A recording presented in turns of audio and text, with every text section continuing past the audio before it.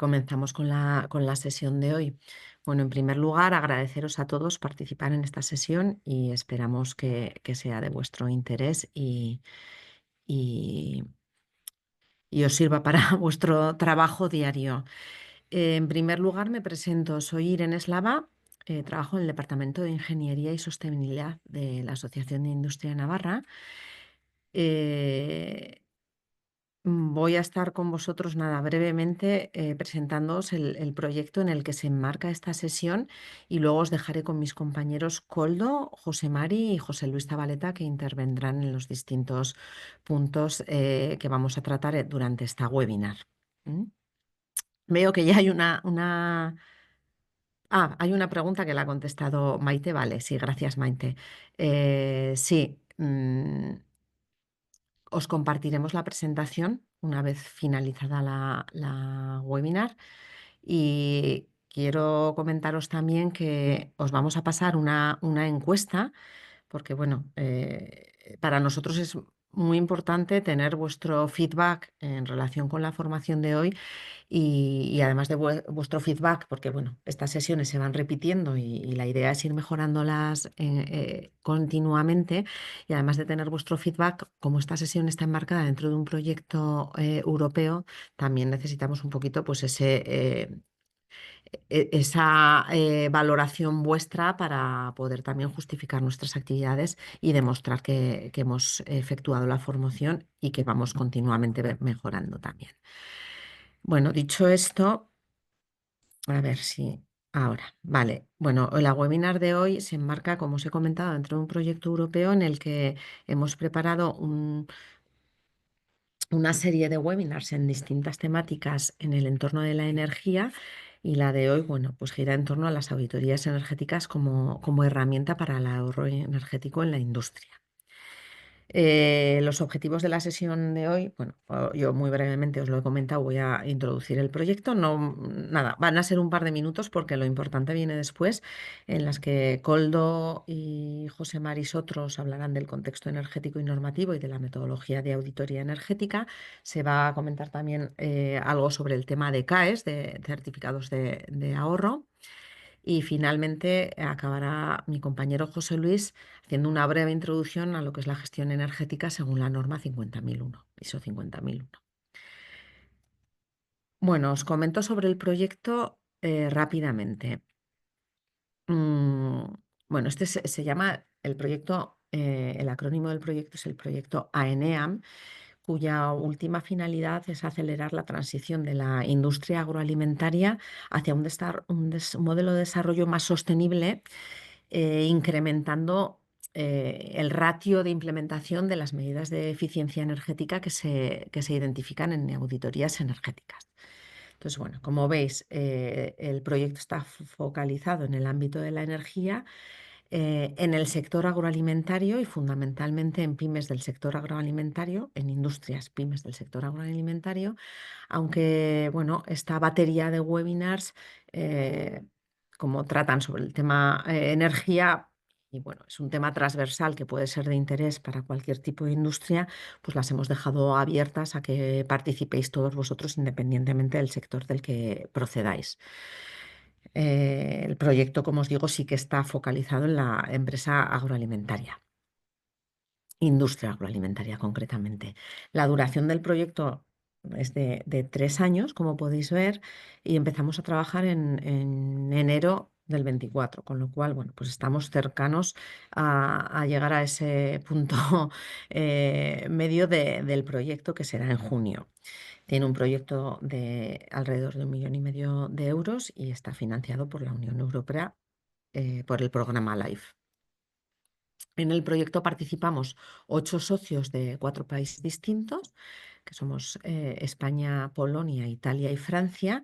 Por la parte española, comentaros que además de AIN, que nosotros ejercemos la función también de coordinador de todo el consorcio a nivel proyecto, además también participa Nasubinsa. El papel fundamental de Nasubinsa en este proyecto es implementar un piloto que estamos también trabajando en ese piloto que consiste en en una comunidad energética en un entorno industrial, que es lo que estamos también trabajando y definiendo actualmente. Bueno, un poco la idea del proyecto comienza, como podéis ver, bueno, seleccionamos un determinado número de industrias agroalimentarias, fundamentalmente pymes, y efectuamos auditorías energéticas sobre estas compañías, que eso es algo que hemos ido haciendo durante el año 2024 y es una etapa que prácticamente está acabada, donde se identifican en esas auditorías energéticas distintas actuaciones y distintas posibles medidas, tanto de eficiencia energética como de producción de energía a través de renovables. La siguiente fase del proyecto y en la que estamos inmersos actualmente es lo que hemos llamado un programa de aceleración, en las que bueno, estas webinars están enmarcadas dentro de este programa de aceleración con la idea de sensibilizar e incrementar también, mejorar las capacidades de las empresas, de las pymes agroalimentarias, para que luego ellos puedan tener más conocimiento y más, estar más, mm, digamos, más sensibilizados para que esas medidas de eficiencia energética que se han identificado en las auditorías energéticas que ya hemos efectuado lleguen a una implementación, que ya estaríamos hablando de la siguiente fase, que bueno, también estamos comenzando ahora a dar los primeros pasos, que consiste en que bueno, pues AIN y todos los socios del proyecto, los socios técnicos, damos soporte a las empresas para que implementen esas medidas. Bueno, pues damos soporte a nivel técnico y a nivel de identificación de líneas de financiación, incentivos, etcétera. Todo esto un poco con la idea de conseguir, pues eso, que la industria agroalimentaria pues, adquiera conocimiento e implemente las actuaciones de mejora que se han identificado en las auditorías energéticas. Un poco ese es el esquema del proyecto. Como os vamos a compartir esta presentación una vez acabada la webinar, aquí también tenéis el vínculo a la página web de AIN, donde están publicadas todas estas webinars de las que os estoy comentando hasta junio. El programa de webinars no acaba en junio, luego continuaremos con el segundo semestre. Tenemos previstas también sesiones durante los meses de septiembre y octubre. Lo que pasa que todavía no están publicados, pero bueno, continuamos hasta octubre de este año. Entonces, aquí podéis ver en este vínculo, podéis ver las que están previstas hasta junio. Iremos incorporando las del segundo semestre progresivamente. Y bueno, esto es sin más un poco el marco del proyecto y los distintos stakeholders que están involucrados en el mismo. Y con esto yo ya os dejo con Coldo, sin más acabar diciendo que bueno, aquí tenéis también los vínculos a la página web del proyecto, donde se van cargando los outputs que vamos preparando en el proyecto. Si nos queréis seguir también en nuestra página, en nuestra cuenta de LinkedIn de proyecto, también pinchando aquí. Y, y también una entrada en la página web de AIN, donde podéis ver también pues, bueno, pues las distintas actividades que vamos ejecutando dentro del proyecto. Y lo dicho, os dejo con Coldo ya para empezar la sesión de hoy en la temática auditorías energéticas y concretamente con el contexto normativo relacionado con las auditorías energéticas. Nada más que comentaros que si tenéis cualquier duda, bueno, como somos pocos, o bien a través del chat o levantando la mano. Coldo irá mirando de vez en cuando el chat, ¿no? Por si hay alguna pregunta. Y si no levantáis la mano y como no somos muchos, pues yo creo que, bueno, da la posibilidad de intervenir directamente, ¿vale? Que eso también siempre es bueno. Bueno, muchas gracias de nuevo por la asistencia y os dejo con Coldo.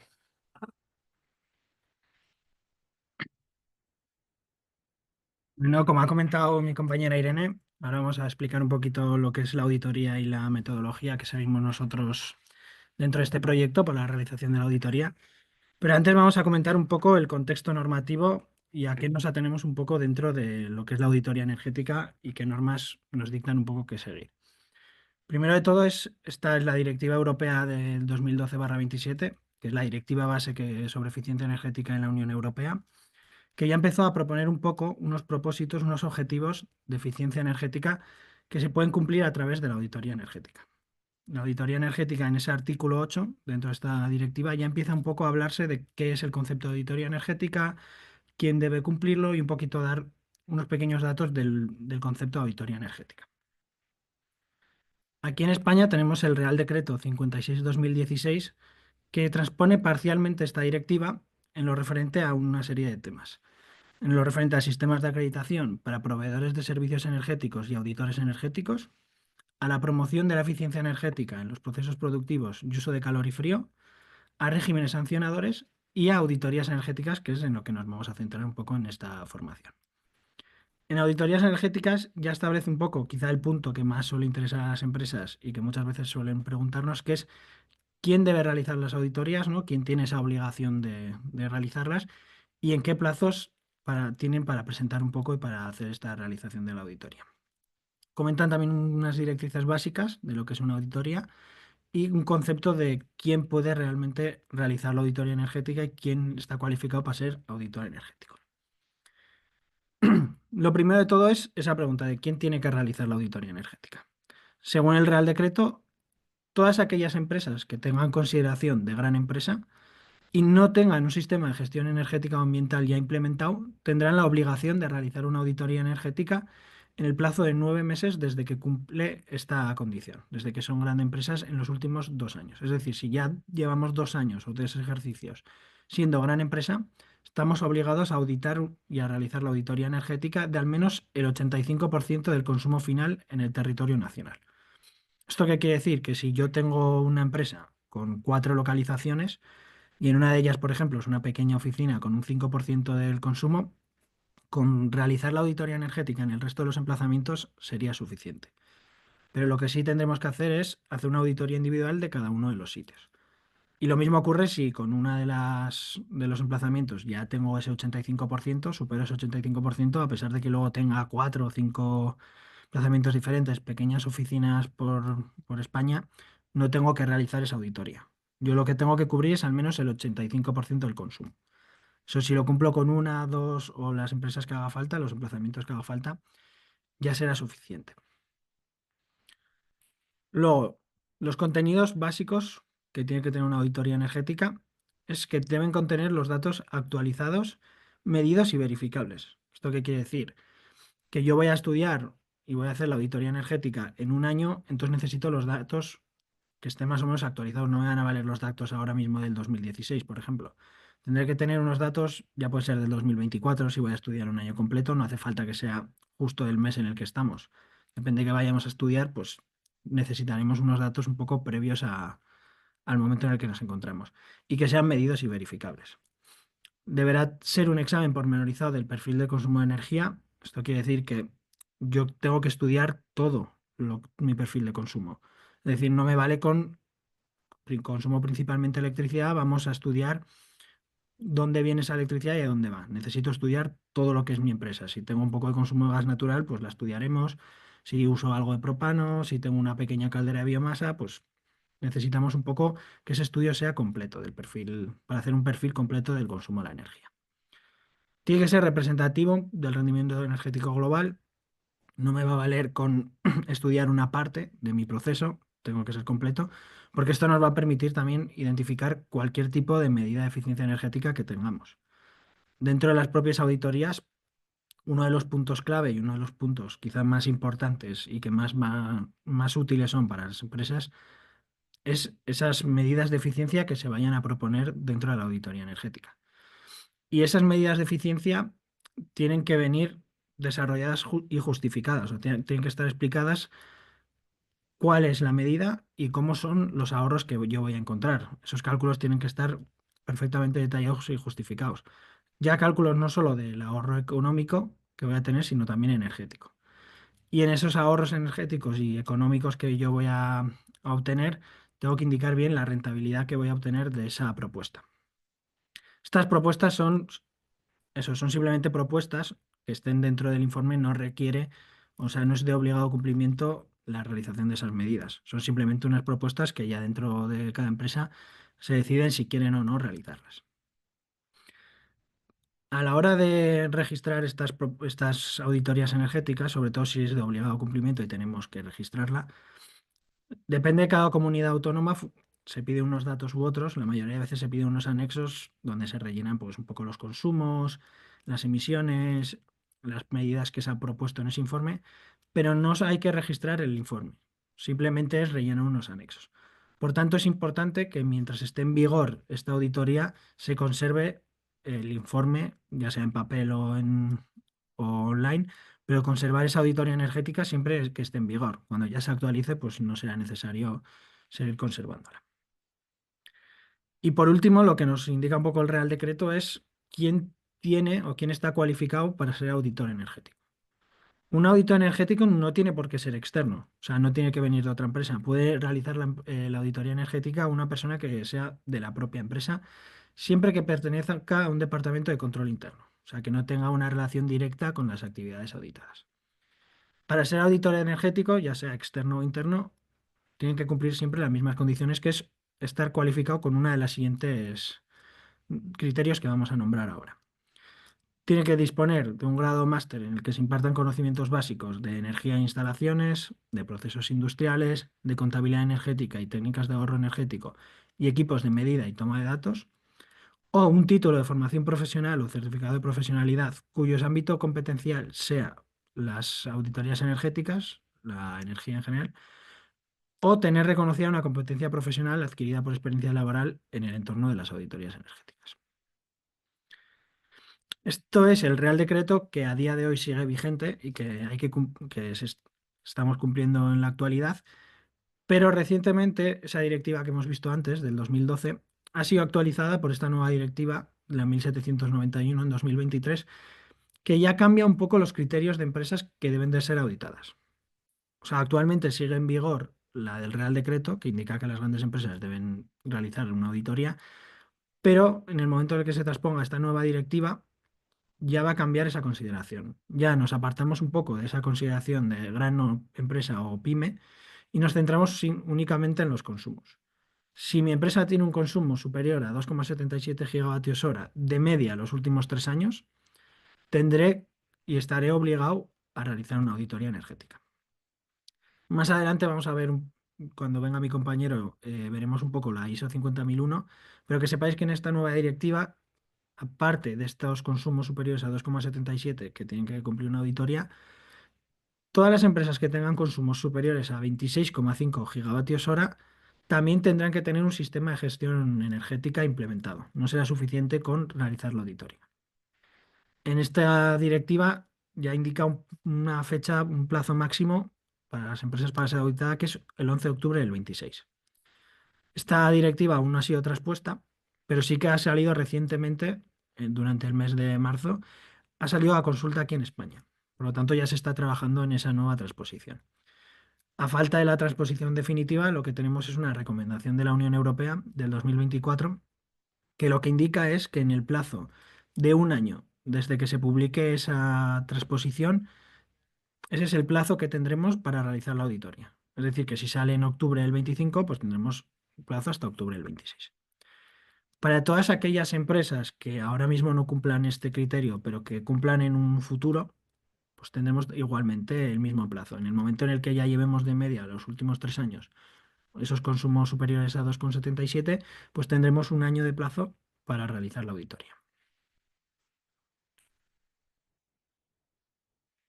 Luego, junto con estas normativas ya más centradas en auditorías energéticas, siguiendo esa línea de la Unión Europea de buscar el ahorro energético, reducir los consumos y seguir mejorando esa eficiencia energética, tenemos otras normativas que vamos a simplemente comentar ya a nivel estatal, como son el PNIEC, que es el Plan Nacional Integrado de Energía y Clima, que marca unos objetivos, unos 5 objetivos, que son la reducción de emisiones de gases de efecto invernadero en un 32% respecto a valores de 1990, alcanzar un 48% de energías renovables sobre el consumo de energía final, mejorar un 43% la eficiencia energética, que el 81% de la electricidad que consumamos provenga de electricidad renovable y reducir la dependencia energética en un 50%. Ya como objetivo un poco más a largo plazo tenemos la Estrategia de Descarbonización 2020, que tiene esa estrategia un poco ambiciosa de la descarbonización completa en 2050. Estas son normativas que hemos visto un poco ya más respecto a la auditoría o sobre eficiencia energética, pero que no entra muy en profundidad en lo que es una auditoría energética y cómo se debe trabajar una auditoría. En esto tenemos la norma UNE, la 16.247, que ya sí que define y se centra únicamente en la auditoría energética. Consta de 5 partes, ya las veis ahí. Nosotros solo vamos a comentar la parte uno, que es la de requisitos generales, donde ya establece un poco la definición de auditorías energéticas y un poco cómo funciona o qué pasos a seguir. La parte 2, 3 y 4, la de edificios, procesos y transporte, son un poco ya más centradas en el tipo de auditoría que se vaya a realizar, siendo la parte 5 ya más destinada a la competencia de los auditores.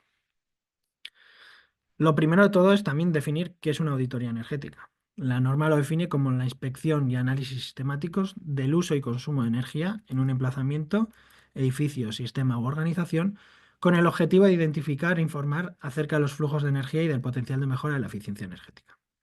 Esto lo podemos resumir como 4 objetivos claros que debe contener una auditoría energética. Lo primero de todo es el diagnóstico energético. O sea, ver cómo, cuánto y dónde va mi energía. Lo primero de todo, el cómo, es cómo viene, si viene en forma de electricidad, si tengo gas natural, si tengo biomasa, si tengo fotovoltaica, conocer un poco cómo viene, saber a dónde va, si lo destino a climatización, lo destino a iluminación, a proceso, a secado, lo que sea, y saber en cuánto, cuánta cantidad tengo de cada tipo de energía y cuánto consumo en cada línea. Una vez tengamos ya ese diagnóstico energético, nos va a permitir también poder identificar ineficiencias que veamos en la empresa. Pues ya sean que consuma poca energía, o sea, quiero decir que consumo más energía de lo que debería, que no estoy aprovechándola al máximo o que hay quizá una mejora disponible que podemos actualizar y seguir mejorando y reduciendo esos consumos que tenemos. Y una vez tengamos identificado esas ineficiencias, pues podemos pasar a la parte de propuesta de mejoras. En esa propuesta de mejoras lo que vamos a poder obtener o podemos ver son esas medidas de eficiencia que vamos a proponer a la empresa y que deben contener, como hemos dicho, un cálculo detallado del ahorro económico que supone a la empresa esa medida. Por lo tanto, ese es el último objetivo que tiene que tener, que es la evaluación económica de cada medida individualmente y un resumen final con esas propuestas y cuánto es el ahorro económico que va a suponer a la empresa. Más adelante vamos a ver ya, veremos un poco las medidas de eficiencia energética más en concreto y veremos cómo un poco trabajarlas.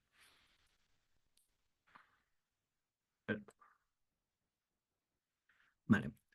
Aquí a continuación veis un poco los pasos, esos pasos que marca un poco la norma UNE a seguir un poco en la realización, en el proceso de realización de una auditoría.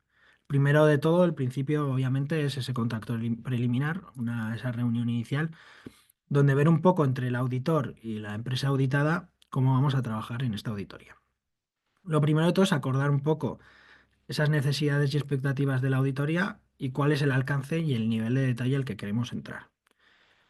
Como hemos visto antes, hay unos plazos marcados para la realización de la auditoría, entonces no vamos a tener el mismo nivel de detalle si en un mes tenemos que cumplir la auditoría o si tenemos todo el año para estudiarla.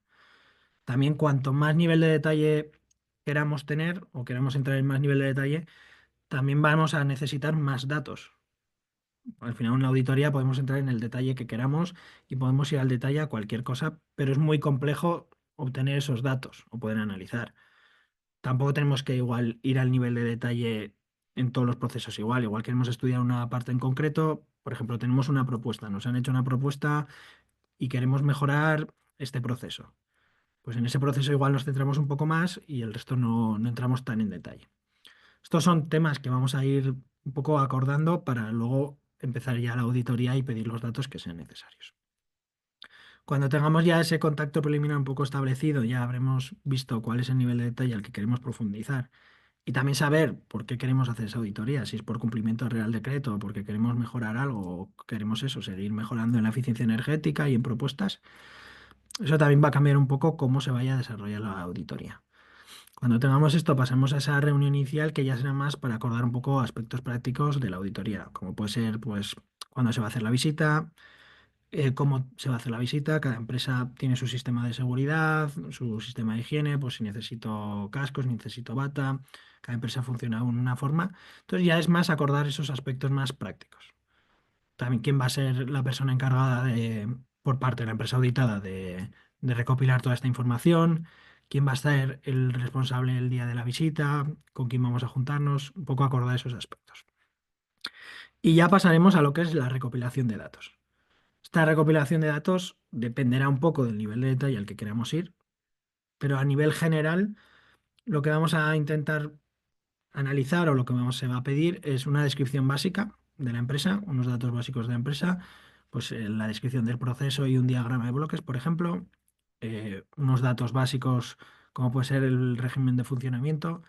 Esos son datos que sí que va a trascender en la auditoría si trabajamos, por ejemplo, los fines de semana o no, si se trabaja de noche, los turnos que se trabaja, las horas que se trabajan al año, porque eso dentro de las medidas y el ahorro económico que calcularemos, vamos a depender en algunos casos de las horas de funcionamiento, entonces son datos que realmente se necesitan.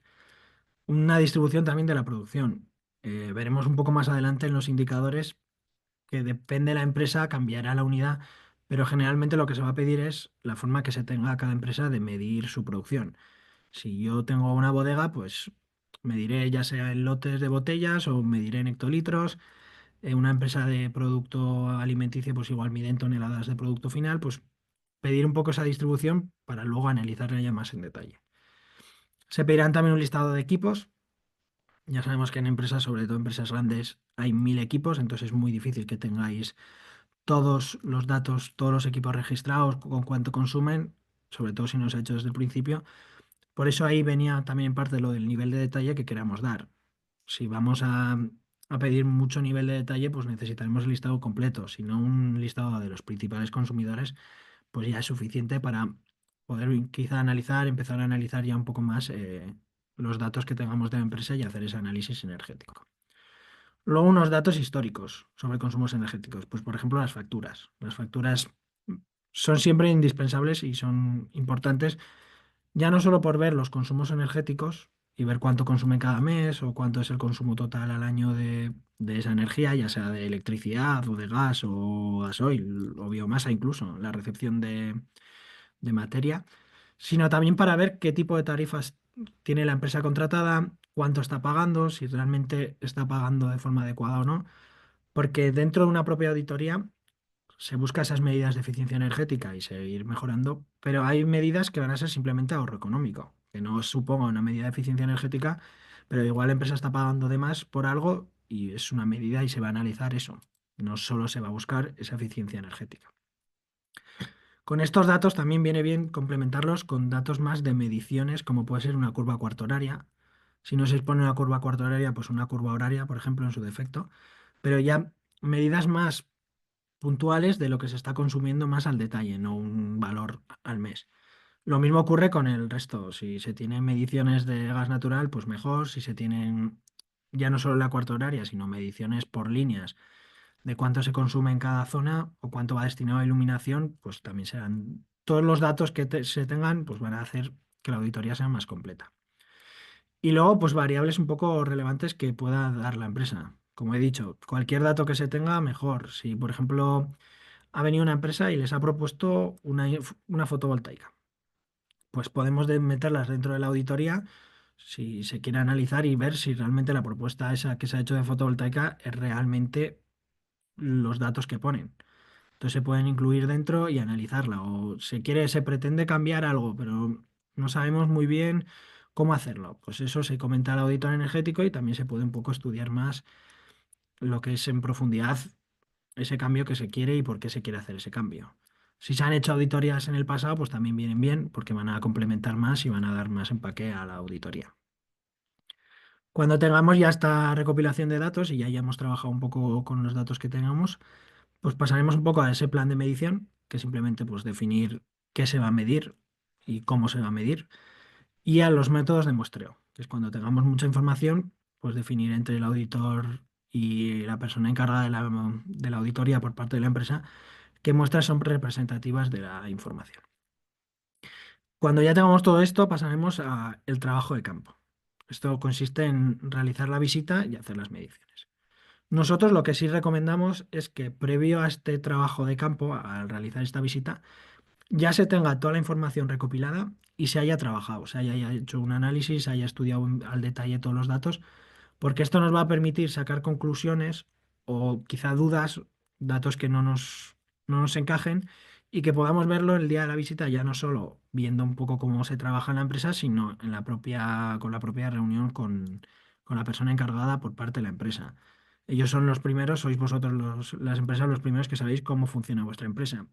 Entonces, cualquier duda que nosotros tengamos, si ya la hemos trabajado y la hemos estudiado con esos datos, pues la podremos preguntar y si no la sabéis, pues ya podremos un poco ver o analizar por dónde puede ser.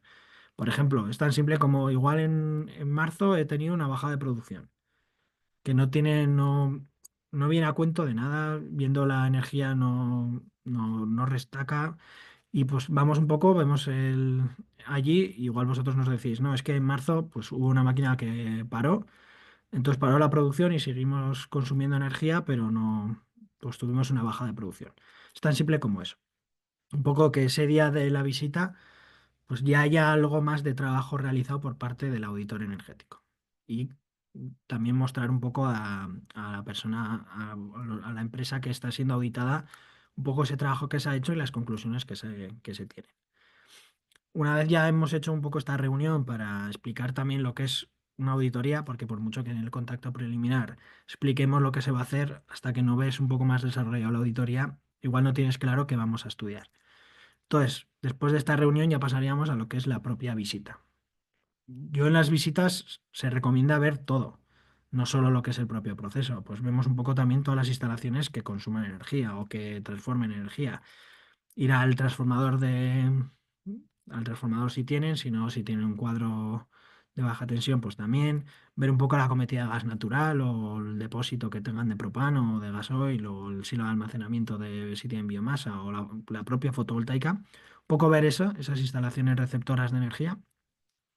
Ver también las instalaciones auxiliares, como puede ser la sala de calderas, como puede ser la sala de compresores, si tienen almacén frigoríficos, un poco ver eso.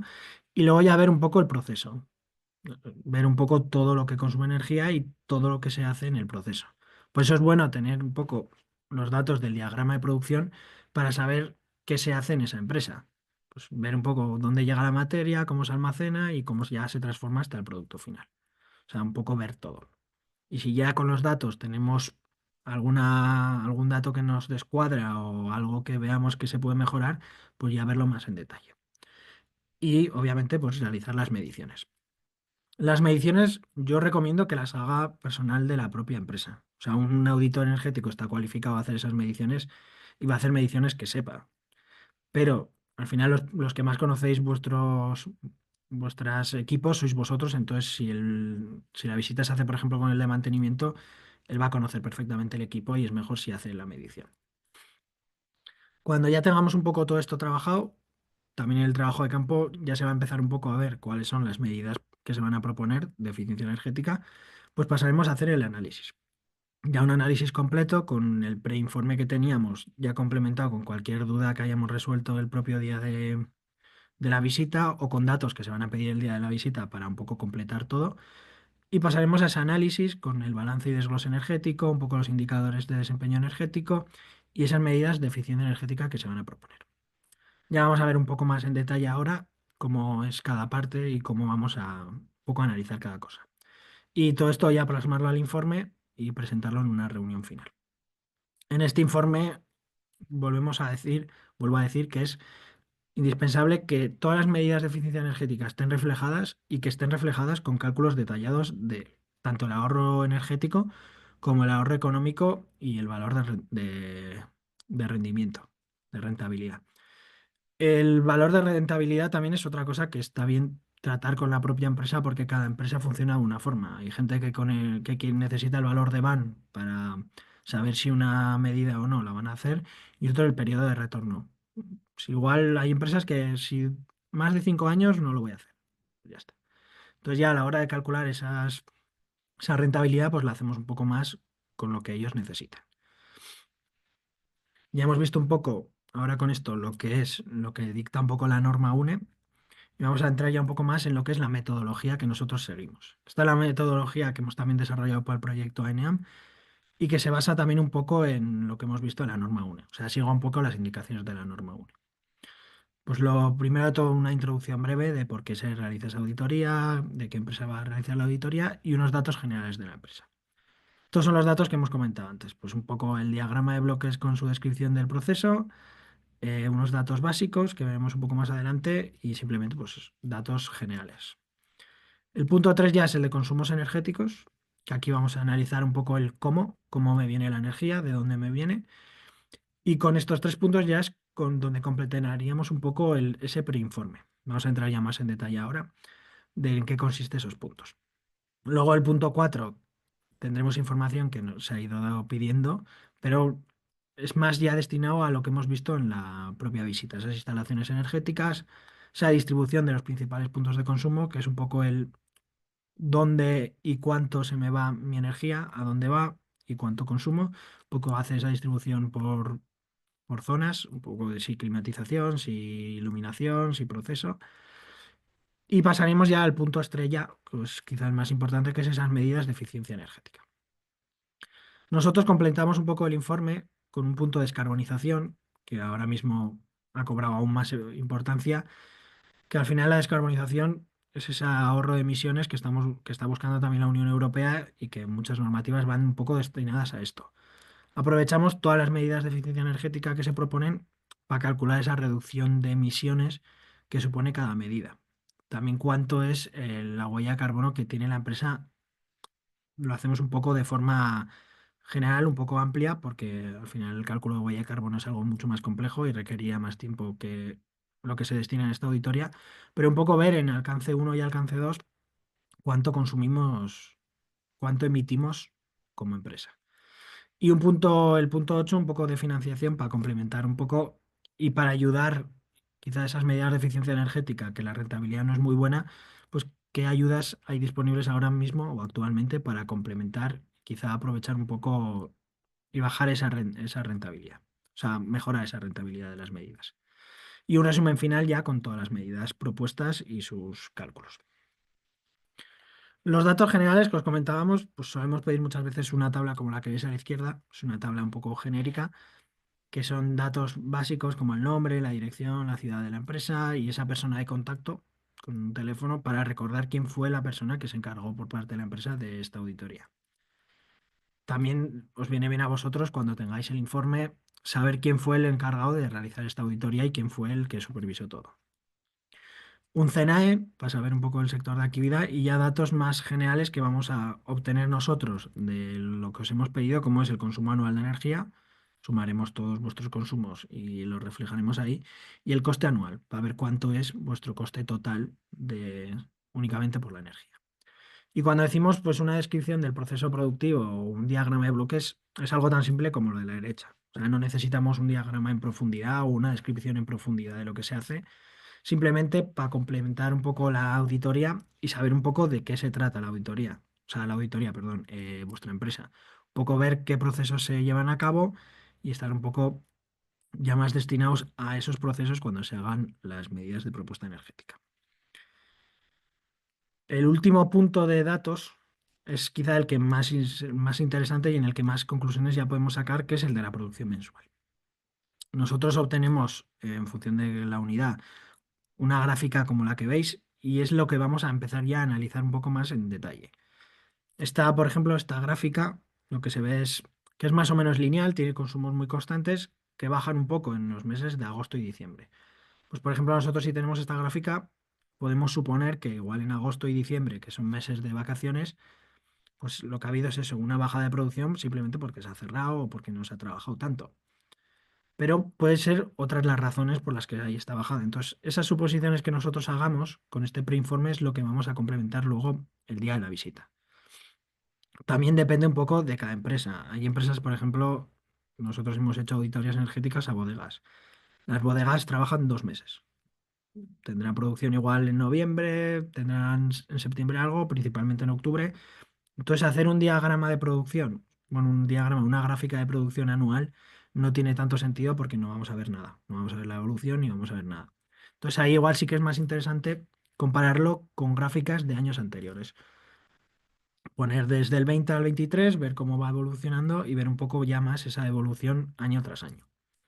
Otras empresas igual más complejas o diferentes, pues pueden ser las conserveras. Las conserveras que utilicen diferentes productos, dependiendo de la campaña en la que se encuentren, pues pimiento unos meses, tomate otros, la celga otros. Lo que vamos a ver un poco es esa evolución de la producción en función de cada campaña, que va a venir bien también para saber cuánto es lo que se produce de forma visual y clara para cada tipo de verdura que se prepare o cada tipo de producto que se haga. Ya pasando a lo que son un poco más los consumos energéticos, ya hemos dicho que no solo vamos a estudiar el consumo energético como tal o la medida de eficiencia energética, el ahorro energético, sino también económico. Entonces, es interesante también conocer un poco las tarifas que hay, las tarifas energéticas y qué te cobran en función de cada tipo de energía y de tu tipo de tarifa. Aquí hemos indicado del gas natural, que es el de la izquierda, y de la electricidad a la derecha, porque son lo que más se utiliza aquí en la industria navarra. Pero si se tiene otro tipo de energía, también habrá que estudiarla. A la izquierda, la tarifa de gas natural se define un poco en base al consumo anual. Ya veis que dependiendo pues, el consumo anual, pues tenemos una tarifa u otra. Sí que hay una pequeña distinción en consumos entre 300.000 y 15 millones de kilovatios hora, que en función de la presión de suministro, por debajo de 4 bares será RLTB y por encima de 4 bares será RLTA.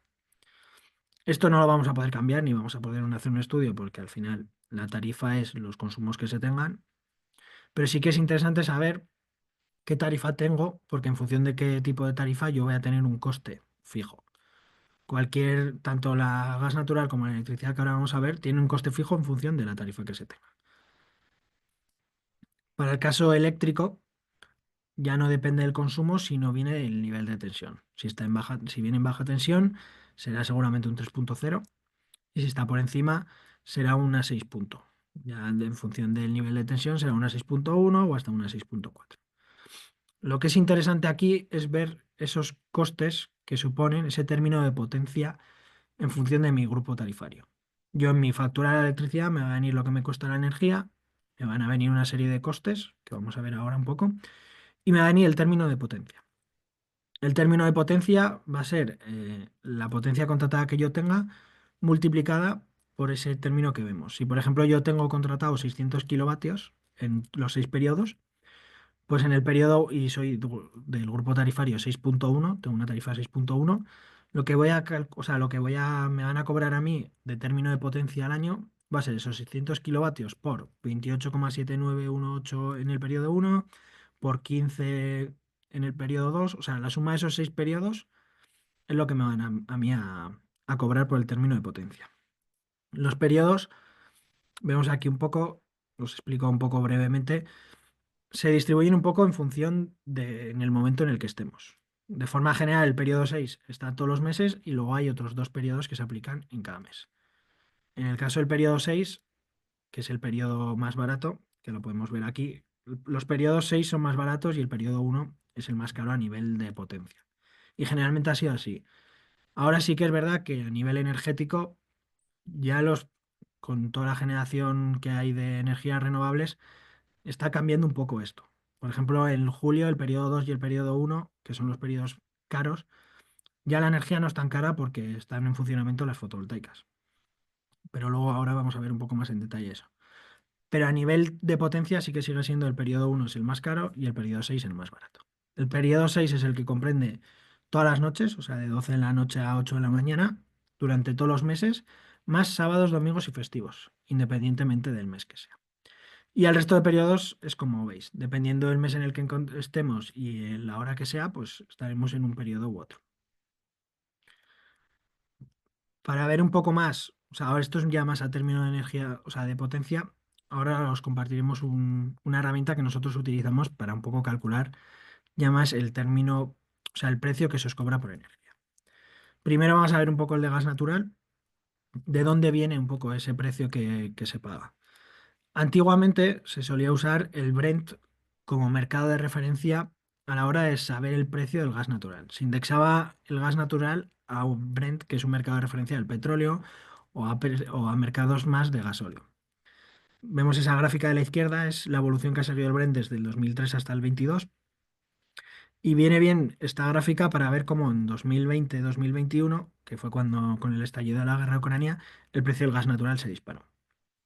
Actualmente ya sí que se tiende a utilizar más precios de mercados de referencia ya más propios del gas natural, como puede ser el MIFGAS o el TTF. Caso del MIFGAS, el mercado ibérico del gas, que es el que vamos a tomar nosotros como referencia, y el TTF es un mercado de referencia en Europa. Es el mercado holandés de gas natural. Estos dos mercados son diferentes, pero sí que tienden a seguir la misma tendencia. Si uno sube, el otro sube. No suele subir uno y el otro bajar. Al final son mercados que funcionan, o sea, van indexados al gas natural, entonces tienden a tener la misma tendencia. En esta gráfica a la derecha, que es la que vemos, la del MIFGAS, vemos que está desde enero, es del enero al 21 hasta enero del 25. Y vemos también un poco lo que comentábamos antes. Pues en el S21-22 fue con el estallido de la guerra de Ucrania que se dispara.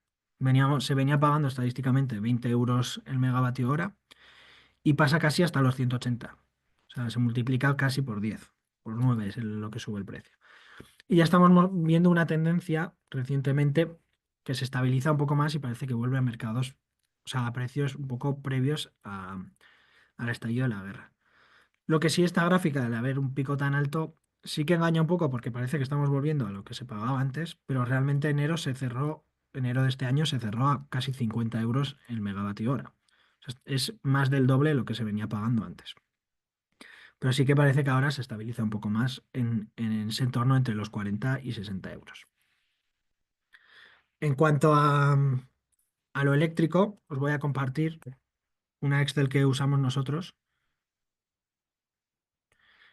que es una Excel con la que nosotros trabajamos la optimización de la potencia, que lo veremos más adelante, pero también un poco un cálculo del precio que se pagaría al mercado libre en función de los consumos de cada empresa. O sea, esta es nuestra Excel que usamos, que metemos aquí un poco el nivel de tensión para saber el grupo tarifario y metemos la potencia contratada por la empresa. Por cada empresa vamos usando. Y en función de la curva cuarto horaria, por eso también es muy importante conocer el desglose ese energético de cada empresa, introduciendo los consumos que tiene cada empresa, nosotros podemos calcular cuánto habría pagado esa empresa al mercado libre. Es decir, en cada momento, con el consumo que tiene en cada momento, cuánto pagaría. Entonces nosotros sacaremos una tabla que este valor que veis, el 13,20, es ese valor que nosotros establecemos que es la media que pagaría esa empresa. Esto proviene un poco del precio pool, que esto es el precio únicamente al mercado libre. En cada momento, en el pool, que es el mercado como de referencia, es donde se establecen un poco los precios de la energía. Cada momento saca lo que vale la energía en ese momento. Entonces nosotros un poco haciendo la media en función del periodo durante un año, es decir, esto es el periodo 1 en el año 23, esto es el periodo 2, el periodo 3, pues calculamos un poco el coste de la energía al libre mercado. Ya veis que el periodo 5 es un poco más barato que el periodo 6, pero sí que sigue esa tendencia del periodo 1 es la más cara y va bajando. A este precio, para llegar al precio final, se le suman una serie de costes. El primero de ellos es pérdidas. Esto es un poco lo que se pierde en el transporte de la electricidad en las líneas. Depende también de vuestro grupo tarifario. Al final, cuando a mayor tensión, si va a 66, pues va a haber menos pérdidas que si va a una tensión un poco inferior. Y se le va a sumar una serie de o sea, de peajes, por así decirlo, de costes. Es el término de acceso a la potencia, que es lo que hemos visto antes, en función de vuestro grupo tarifario y de vuestra potencia contratada. Un término de acceso a la energía, que esto es también un término fijo, en función de lo que consumáis y vuestro grupo tarifario, pues se consumirá, o sea, se os cobrará otro extra. Y una serie de capacidades y tasas del sistema, que son los costes más que se suman un poco a vuestra factura. Esto nos dará un precio total al que habrá que sumarle los excesos que tenga cada empresa, si ha tenido excesos, y el impuesto a la electricidad. Y con esto ya obtenemos el precio final. Aquí lo que sí que vemos es que el periodo uno sí que se hace considerablemente más caro desde el precio al libre mercado respecto al precio final y el periodo 6 no suma tanto, no sube tanto. Esto es por lo que decíamos antes diciendo también de que el término de potencia es mucho más alto en los periodos uno o el término de acceso a la energía que en los periodos 6. El periodo 6 sigue siendo el más barato. Y con esto obtenemos un poco un precio final. Este no es un, o sea, si se hace el estudio y la empresa ha pagado más de 13,2, no significa que sea una mala contratación. Es simplemente un precio orientativo. Dependerá de cuándo se haya cuándo se haya firmado el contrato o qué tipo de contrato se tenga, pero es más para ver si estamos cercanos a esos valores o si estamos pagando unas cifras considerablemente superiores. Nos ha pasado en alguna empresa que el precio suele andar en estos valores. En ese caso deberían de haber pagado 15, 14,9 y estaban pagando 25 o 26 euros. Pues ahí ya es donde llama la atención y donde sí que igual habría que estudiaría más en profundidad cada facturación. Si el valor que está pagando la empresa anda en torno a esos valores, pues va a ser una buena contratación. Ya volviendo a la presentación y dejando un poco de lado ese estudio económico, vamos a pasar a lo que es el estudio energético propio de lo que es la auditoría. Ya solo con las facturas vamos a poder hacer unas tablas como las que veis ahí de consumo eléctrico y de consumo de gas natural. En el caso de si tenemos otro tipo de energía, sí que puede ser más complejo o puede ser más difícil de obtener. En el caso, por ejemplo, de la biomasa o gasoil, energías que sí que vienen más en lotes y no se compran conforme se van consumiendo, como pues el consumo eléctrico. Por ejemplo, la biomasa. Si la biomasa tenemos recepciones de cargamento de forma periódica, cada día o cada 3 días, sí que igual podemos establecer un poco cuánto se consume cada mes. Pero si tenemos un silo de almacenamiento muy grande respecto a lo que realmente consumimos y nos viene un cargamento en enero, uno en junio, otro en octubre y otro en diciembre. Si tenemos esos datos, sí que nos va a ser muy difícil estimar cuánto realmente se consume en cada mes. O sea, vamos a tener un dato de lo que llega en un mes, pero no la que se consume en un mes, como pasa con el consumo eléctrico o el consumo de gas natural. En estos casos, el de eléctrico y el gas natural es muy sencillo. La tarifa te dice cuánto has consumido ese mes, introduces ese valor y esta gráfica pues sale más sencilla. Estas gráficas están interesantes compararlas con la gráfica que hemos visto antes del diagrama de producción. Si siguen una tendencia similar, pues sí que podremos decir que esos consumos dependen un poco de la producción. Si fuera la misma empresa, estas dos gráficas que estamos viendo y la producción que hemos visto antes, pues sí que podríamos pensar que el eléctrico igual tiene algo de sentido, pero el consumo de gas natural va totalmente por otro lado. Podríamos intuir en este caso, sí que es un gráfico ya pensado y es más evidente que el consumo de gas natural va más en función del clima que de la propia producción. Los meses cálidos, por ejemplo, baja el consumo y los meses de invierno, pues sube, porque al final hay que encender la calefacción y se consume más gas natural. En el caso del eléctrico que vemos a la izquierda, si sigue una tendencia similar la producción, es decir, bastante plana, pero con subidas en verano, pues podemos decir que seguramente sea relacionado, una relación bastante directa con la producción. Pero igual, lo que nosotros consumimos de producción, o sea, lo que generamos de producción es constante. Siempre lo mismo porque se trabaja de lunes a viernes independientemente de que haya festivos. Y se trabaja siempre igual y tenemos esta gráfica de consumo. Pues lo que podremos igual analizar o lo que podremos suponer, porque como siempre suponemos, luego tendremos que verlo in situ, si realmente ocurre así, es que haya parte de ese consumo eléctrico destinado a refrigeración, ya sea refrigeración de máquinas o porque hay almacén que hay que enfriar el producto. Entonces, esos meses más cálidos, pues aumenta un poco el consumo eléctrico.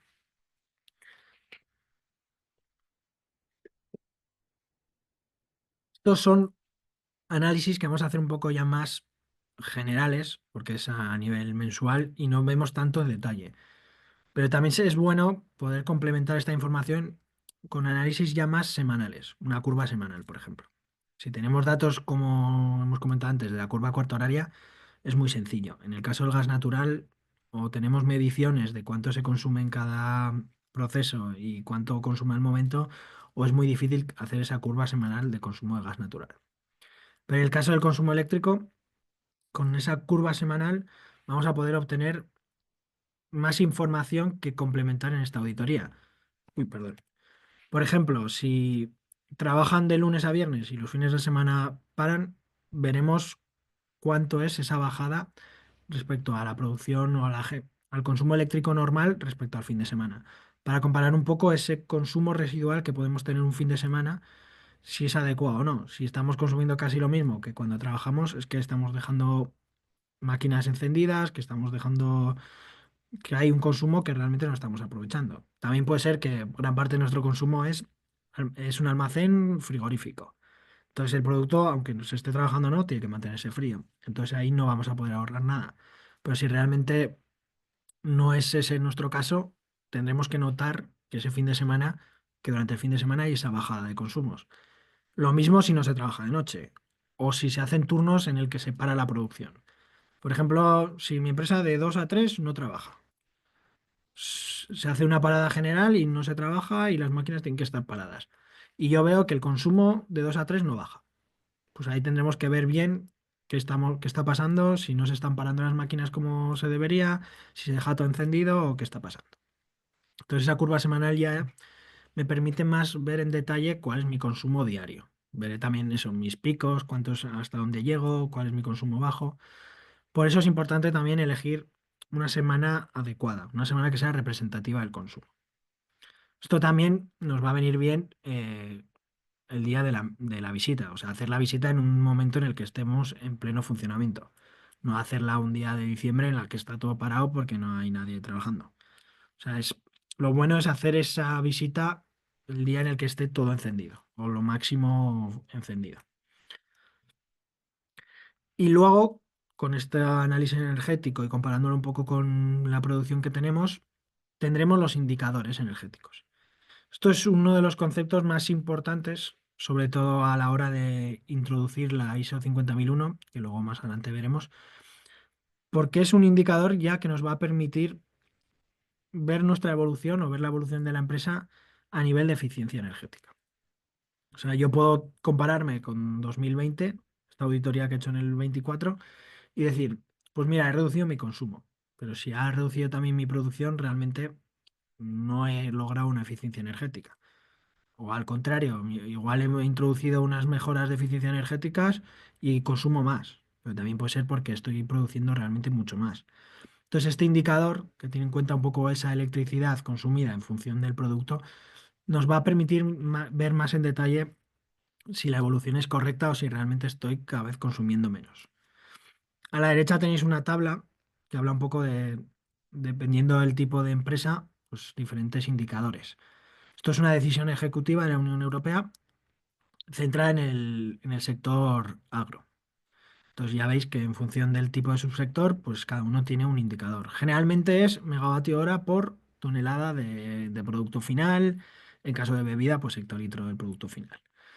En las que sí que cambian un poco y son un poco diferentes son, por ejemplo, los lácteos o los procesados de carne, que se tiene en cuenta la materia prima. Esto es porque al final gran parte del consumo energético se fundamenta en esa materia prima y no tanto en el producto final. Entonces, esa pequeña diferenciación pues nos puede dar indicadores un poco más precisos. En cuanto a la línea base energética, lo que nos va a servir bien es para un poco estudiar cómo evoluciona mi empresa. En una línea base energética lo que vamos a comparar generalmente es un poco el consumo energético que tengo con la producción, en el caso de que haya esa relación directa que comentamos. Hay casos en los que, por ejemplo, igual en el gas natural no vamos a tener una línea base energética comparando ese consumo de gas natural con la producción porque está más relacionado con la climatización, como hemos visto antes, por ejemplo.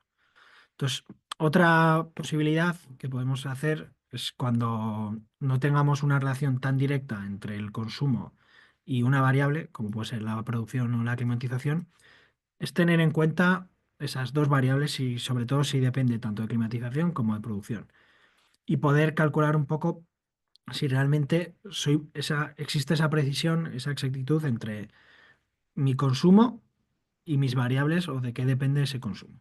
Por ejemplo, en esta gráfica que vemos, es una gráfica simple de una variable y quiere decir que aquí sí que hay relación entre el consumo que yo tengo y la producción. Veis que el R cuadrado es superior a 0,85, eso es un valor adecuado.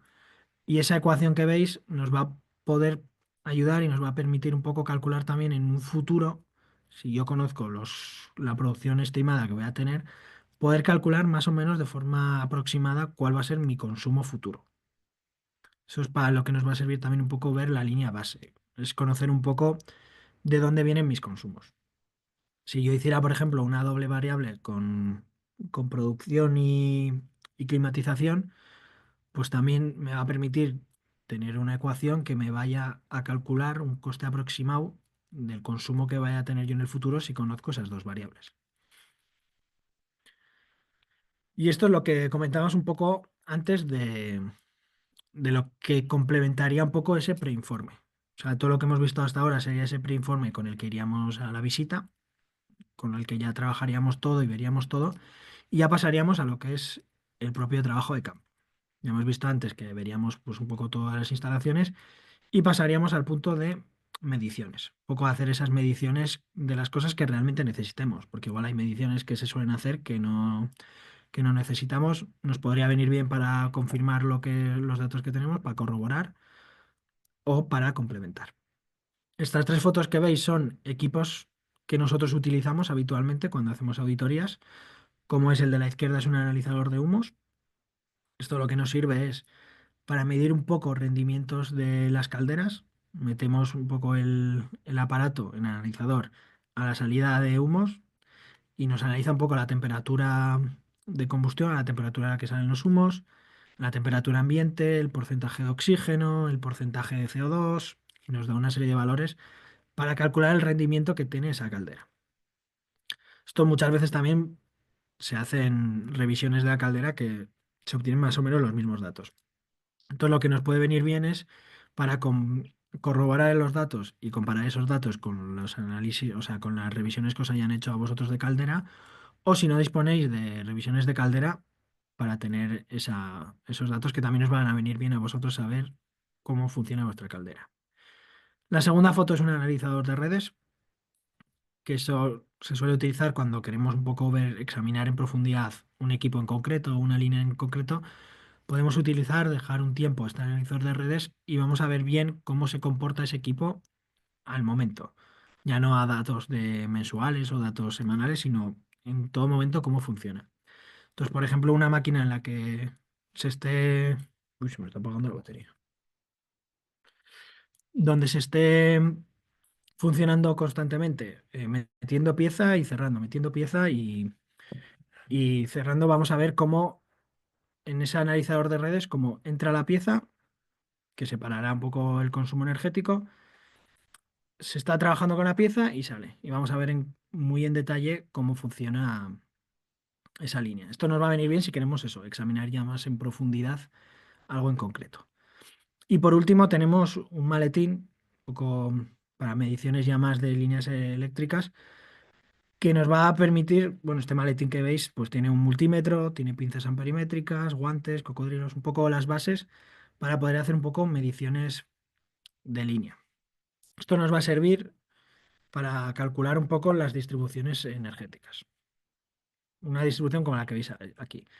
Esto es lo que veíamos en el punto antes de cómo, ya lo hemos estudiado un poco, cómo viene la energía, ¿no? Y ahora es a dónde me va y en cuánto. Estas distribuciones del consumo energético las hacemos de forma general. También hacemos el desglose en lo que es en función de cada tipo de energía, si es eléctrica, si es gas natural o lo que sea. Y puede ser, si no se tienen mediciones, es bastante complejo de calcular. Si medimos en cada línea cuánto va de electricidad, pues es muy sencillo. Si tenemos calculado mediciones de cuánto consume cada equipo de gas natural, pues podremos hacer la distribución más fácil. Si no se tienen, habrá que hacer suposiciones y habrá que hacer aproximaciones y pequeños cálculos para poder obtener un poco estos valores.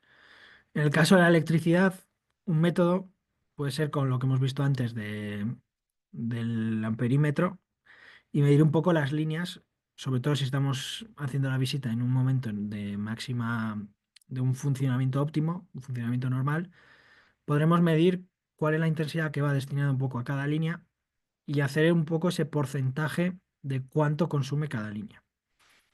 Esto hay que hacer también una suposición de cuántas horas trabaja cada equipo, porque habrá equipos que trabajen todo el año y habrá otros que trabajen menos. No deja de ser una aproximación porque al final estamos midiendo en ese momento, pero a falta de datos más exactos nos podría servir. Dejar el analizador de redes en cada línea durante varios días en distintas líneas también es otro método, un poco más costoso, pero también es otro método. Otro método igual más sencillo es, en función de la potencia de cada máquina, por las horas de funcionamiento de cada máquina, calcular que eso es lo que va a trabajar, o sea, eso es lo que va a consumir cada línea. Son al final métodos de aproximarse un poco al- a lo que puede ser el funcionamiento y los consumos de una empresa. En el caso del gas natural, por ejemplo, de energía térmica, ya es más complejo. Si se tiene dos calderas y cada una funciona para una cosa, pues es muy sencillo. Lo que consuma cada caldera es lo que consume ese proceso. Pero en otros casos igual hay que ver a dónde va ese consumo y cuándo va ese consumo. Por ejemplo, una empresa que sea una conservera y use gas natural, por ejemplo, para climatización o para autoclave, por ejemplo, durante todo el año. Y luego para el horno, para el asado de pimientos en los meses de pimiento y hace otro proceso para otra verdura, porque hace un puré y lo cocina.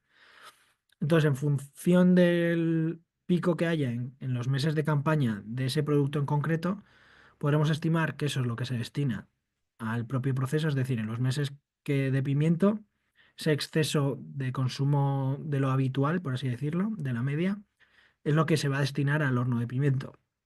Lo que haya de exceso en el otro proceso, sea ese extra que va destinado a esa verdura. Y lo que haya más consumo constante, por ejemplo, pues puede ser el autoclave que están siempre funcionando. Que da igual qué campañas se está haciendo o qué productos se está haciendo, siempre funciona. Entonces, a falta de datos, eso quizá puede servirnos un poco como aproximación para poder calcular esta distribución de consumos energéticos. Y para complementar ya lo que son un poco la propia visita con las mediciones y esta distribución que tenemos, pues tendríamos las medidas de eficiencia energética.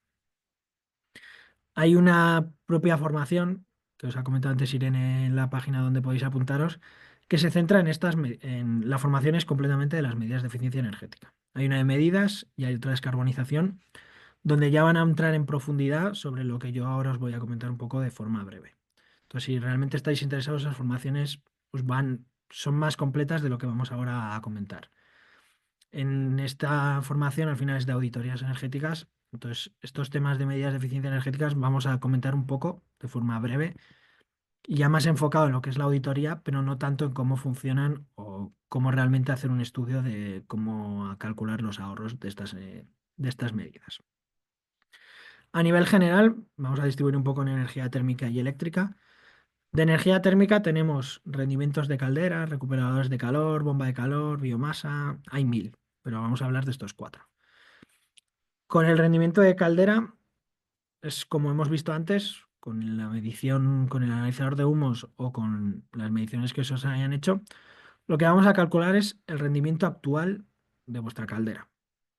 Y esto en base a una serie de parámetros que se consideran óptimos en función de cada caldera, como puede ser una caldera de gas natural, por ejemplo, que consuma temperatura de 100 grados, 120, pues puede ser un oxígeno, que el oxígeno que salga, que, que lo medimos con el ácido de humos, esté próximo a 3%. Esos son los parámetros que se consideran óptimos en calderas de gas natural. Y que la temperatura pues esté en torno, un poco por encima, en esa salida de humos, en torno a 30, 40 grados por encima de la temperatura de funcionamiento. Con esa serie de parámetros, que ya os digo que serían los parámetros óptimos, depende de cada caldera es diferente, vamos a calcular lo que sería el rendimiento óptimo de vuestra caldera. Entonces, en función del rendimiento óptimo que tenemos de vuestra caldera, con el rendimiento actual de la caldera, vamos a lograr una mejora, porcentaje de mejora de rendimiento, que multiplicado por el consumo de gas natural, por ejemplo, que tenga esa caldera y al coste que tenga el gas natural, el coste que se esté pagando por gas natural, vamos a tener el ahorro energético y el ahorro económico. En este caso es una medida que no requiere inversión, es simplemente ajustar los parámetros de combustión, por lo tanto no hay un estudio de rentabilidad, simplemente es ese ahorro económico o energético. Pero si por ejemplo hiciéramos con el recuperador de calor, que sería parecido, sería un poco utilizar esa temperatura de gases de humos que se están emitiendo para que el gas que entre a mayor temperatura, o sea, mejoraríamos un poco el rendimiento reaprovechando ese calor que emiten las calderas. Ahí vamos a hacer un poco el cálculo similar, vamos a ver cuál es el nuevo rendimiento con esa recuperación de calor, o sea, es decir, entrando a mayor temperatura a la caldera, y obtendríamos también lo mismo, un ahorro energético y un ahorro económico. Pero en este caso sí que habría una inversión, ya que habría que cambiar y habría que añadir ese recuperador de calor, habría que cambiar un poco la instalación. Entonces ahí ya con esa inversión y ese ahorro económico que hemos tenido, sí que calcularíamos un poco esa rentabilidad, ese estudio de rentabilidad. Otras opciones son la biomasa o la bomba de calor. Son dos medidas de eficiencia energéticas que también se pueden aplicar. El caso de la biomasa quizás es más complejo, ya que tiene una particularidad que es, tiene mucha inercia. Es decir, que si nuestra caldera la utilizamos en picos, o sea, ahora la arrancamos, la paramos, volvemos a encenderla, pues quizá la biomasa no sea tan adecuado porque le va a costar mucho arrancar y luego le va a costar parar. Entonces va a necesitar siempre una caldera de apoyo, sobre todo para esas arrancadas. Y si nuestro único consumo es eso, son picos de arranque de parada, pues la biomasa quizás no sea lo más adecuado. Casos en los que mi consumo sea constante y durante todo el día esté en funcionamiento y se para la noche, pues quizá la biomasa sí que podría ser más rentable o podríamos introducirla más como una medida adecuada. O en casos en los que haya un gran consumo y yo tenga dos calderas. Y son consumos que varían, pero el consumo base siempre es igual. Entonces podríamos usar esa caldera de biomasa como caldera base y tener la otra caldera de apoyo para esos picos. El caso de la bomba de calor sí que es más sencillo, pero tiene unas limitaciones que actualmente es una tecnología más nueva, entonces no alcanza tanto esas unas temperaturas si necesitamos grandes temperaturas. Actualmente están en torno a los 60, 70 grados como mucho las bombas de calor que se utilizan actualmente. O sea, hay tecnologías de bomba de calor que llegan más, pero están aún más verdes. Y respecto a la energía eléctrica, a medidas de eficiencia más destinadas a la energía eléctrica, vamos a ver un poco unas genéricas como son los motores de mayor eficiencia y variadores, la optimización de la potencia, que lo haremos mediante el pool que hemos visto antes con esa Excel, y probablemente la medida estrella o la que más se suele proponer, que es la instalación fotovoltaica. En cuanto a incorporación de variadores y de eficiencias, son medidas ya más genéricas que nosotros utilizamos, que no suelen ser propuestas en concreto de cambiar algo, o en algunos casos sí, cuando son quizá motores en los que se pueden incorporar variadores, pero son ya medidas, por ejemplo, en concreto de eficiencia en motores, más destinados a cuando se vaya a sustituir un motor, tener en cuenta esta medida. Es decir, si yo tengo ahora un motor bastante antiguo, por debajo del IE1, no os vamos a decir, o sea, no os vamos a recomendar sustituir ese motor. Simplemente que cuando ya llegue, cuando deje de funcionar, sobre todo no rebobinarlo y que si se va a sustituir ese motor, se tienda a elegir el motor de mayor eficiencia. Nosotros sabemos decir que un motor de mayor eficiencia recupera ese sobrecoste simplemente en un mes de trabajo. Si ese motor está funcionando a pleno rendimiento y está trabajando bastantes horas al día, el sobrecoste que hay entre un IE3 y un IE4 lo vas a recuperar con el ahorro energético que supone esa eficiencia. Esta tabla, que veis a la derecha, lo que muestra es un poco los diferentes rendimientos que tiene cada tipo de motor en función de la eficiencia, el grado de eficiencia que tenga y su potencia. Por ejemplo, un IE4 de 5,5 kilovatios pues va a funcionar a 91,9%, un IE3 funcionará a 89,6 para cuatro polos, un IE2 a 87,7 y el IE1 a 84,7. Entonces, esta medida propuesta también se haría lo mismo. Pues el cálculo del motor que se quiera sustituir o que se pueda sustituir porque ha dejado ya de funcionar, pues esa diferencia de rendimientos es con lo que por las horas que esté trabajando ese motor y la potencia que tenga ese motor. Es decir, si tiene 5,5 kilovatios, multiplicaremos por esa diferencia de rendimientos, por las horas de funcionamiento, y eso será el ahorro energético que tenga el motor, o sea, el nuevo motor que vayamos a introducir. Eso teniendo en cuenta la inversión que suponga el motor o el sobrecoste respecto a un cambio de motor IE3, por ejemplo, será como se obtenga la rentabilidad.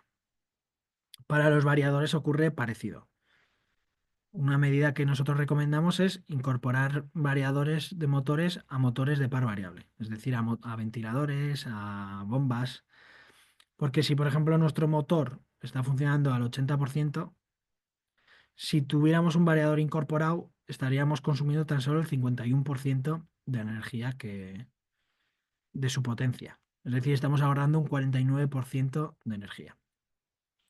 Y lo mismo que ocurre con el motor. Ese 49% por la potencia del motor, por las horas de funcionamiento, es como calcularíamos el ahorro de energía, energético.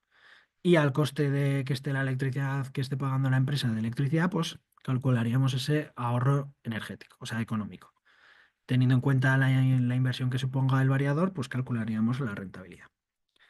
En el caso de la optimización de la potencia, volvemos un poco al Excel que hemos comentado antes.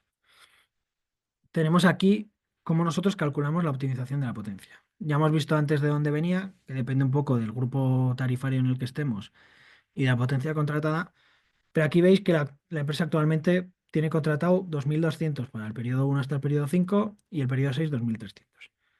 Aquí a la derecha vais a ver que esto es lo que se tiene contratado y cuánto pagarían, que serían unos 150.000 euros.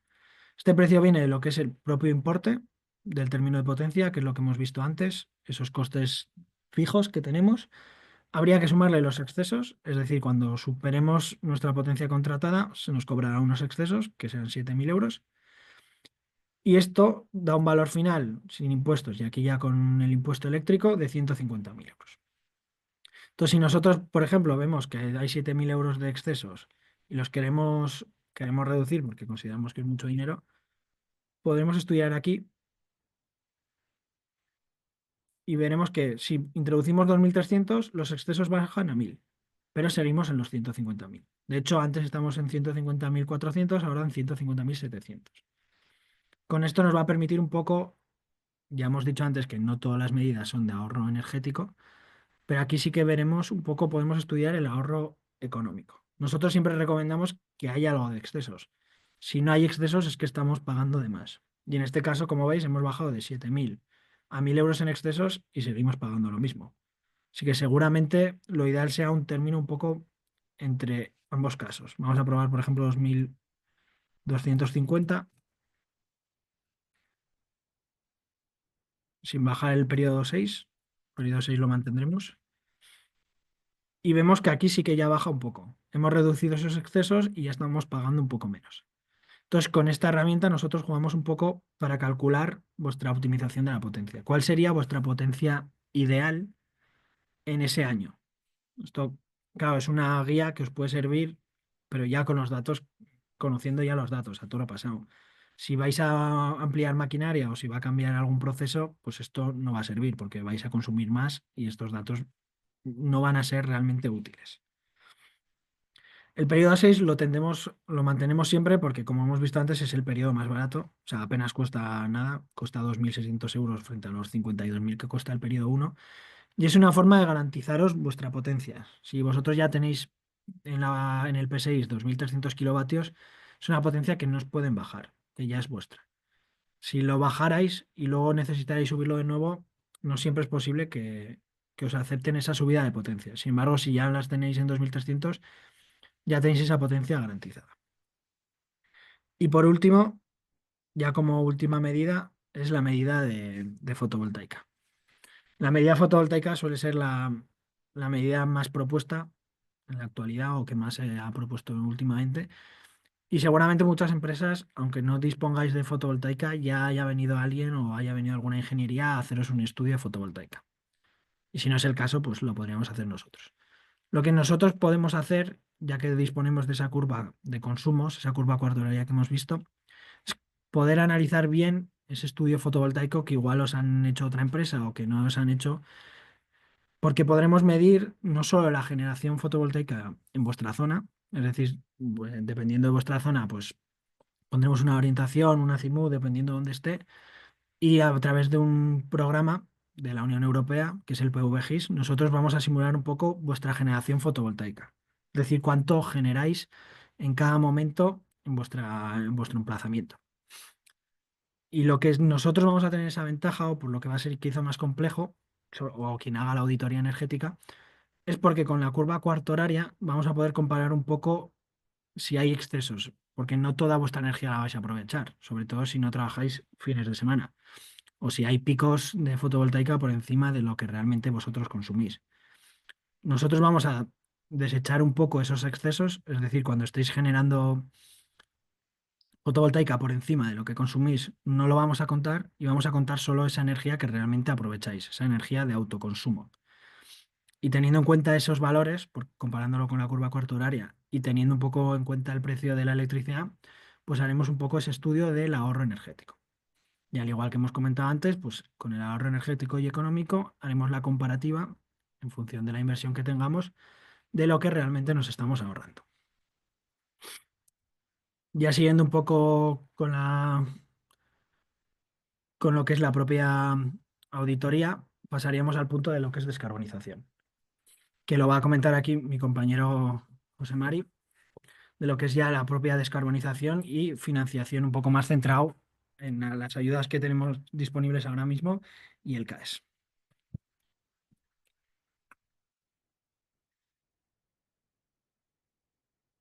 Buenos días, como os ha comentado Coldo, soy José Mari Sotro, soy compañero suyo en AIN y os explico un poquillo el tema de descarbonización.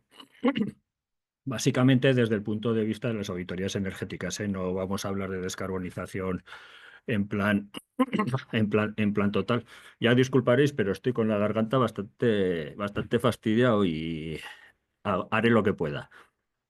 Entonces, en este tema, en el tema de descarbonización, desde el punto de vista vamos a decir, de la energía, ¿eh? Eh, en principio, lo que nos solemos plantear nosotros, bueno, primero voy a comentaros lo que es la descarbonización. Ya sabéis, o creo que sabréis, que la Unión Europea tiene un objetivo a 2050, que es que la Unión Europea sea neutra climáticamente hablando en 2050, con lo cual, ¿eso qué significa? El climáticamente neutra significa que las emisiones de gases de efecto invernadero que se generen en la Unión Europea, pues a través de sus procesos industriales, de los consumos de los usuarios, etcétera, de alguna manera tienen que ser compensados o tienen que ser neutros, ¿no? De manera que iremos a cero. Entonces, eso es un poco lo que se llama descarbonizarse. Para ser climáticamente neutro, pues lo que vamos a tener que hacer es descarbonizarnos. Como pone ahí, la descarbonización implica a todos los estamentos de la sociedad en base a la eficiencia y el ahorro energético, la maximización de las renovables y la neutralidad en emisiones de gases de efecto invernadero. Están puestos los tres apartados un poco en función de la prioridad que debería tener cada uno. Entonces, a la hora de descarbonizarnos, ya en cualquier auditoría energética o cualquier plan energético, lo primero de todo debería ser la eficiencia y el ahorro energético, ¿eh? Pero tanto a nivel industrial, con las auditorías energéticas, como a nivel de usuario. Todo aquello que seamos capaces toda aquella energía que seamos capaces de no consumir no nos va a generar emisiones. Entonces, siempre tendríamos que dar prioridad a la eficiencia y al ahorro. Una vez que ya hemos hecho, vamos a decir, todo lo que está en nuestra mano para ahorrarnos energía, ¿m? Eh, desde el punto de vista de la descarbonización, pues otro punto importante sería la maximización de las renovables. Algo que caracteriza a las renovables es que son neutras en emisiones de gases de efecto invernadero. Cuando hablamos de renovables estamos hablando de eólica, estamos hablando de fotovoltaica, etcétera, todas las que tienen que ver con el sol y con el viento, y también estamos hablando de la biomasa, que si bien, por ejemplo, la biomasa o el biogás, cuando hacemos combustión de esas energías, sí que se emiten emisiones de CO2. Estas emisiones se consideran neutras porque tanto el biogás como la biomasa vamos a decir, en su ciclo de vida, lo que han hecho es absorber carbono y por eso se consideran neutras. Lo que se emite es lo que ha absorbido, con lo cual al final su ciclo, vamos a decir, su ciclo de carbono corto es cero, ¿vale? Y por último, cuando ya hemos hecho toda la eficiencia energética y ahorro, hemos metido todas las renovables que hemos podido, siempre puede quedar algo de algunas emisiones de gases de efecto invernadero. Entonces, con esas emisiones, para que seamos neutros, pues lo que vamos a tener que hacer de alguna manera es compensar esas emisiones, ¿vale? La descarbonización, al final, aquí está más o menos, está desde el punto de vista más o menos de la industria, por eso se dice que la descarbonización es una oportunidad de desarrollo económico, desarrollo tecnológico y generar empleo de calidad. Bien, a la hora de cara a las auditorías energéticas, por eso aparece esta diapositiva. Cuando nosotros hablamos de descarbonización, lo primero de todo, igual que cuando hablamos de energía, tenemos que hacer una auditoría energética para saber en dónde estamos de energía, para poder plantear medidas de eficiencia energética o implantación de renovables, etcétera.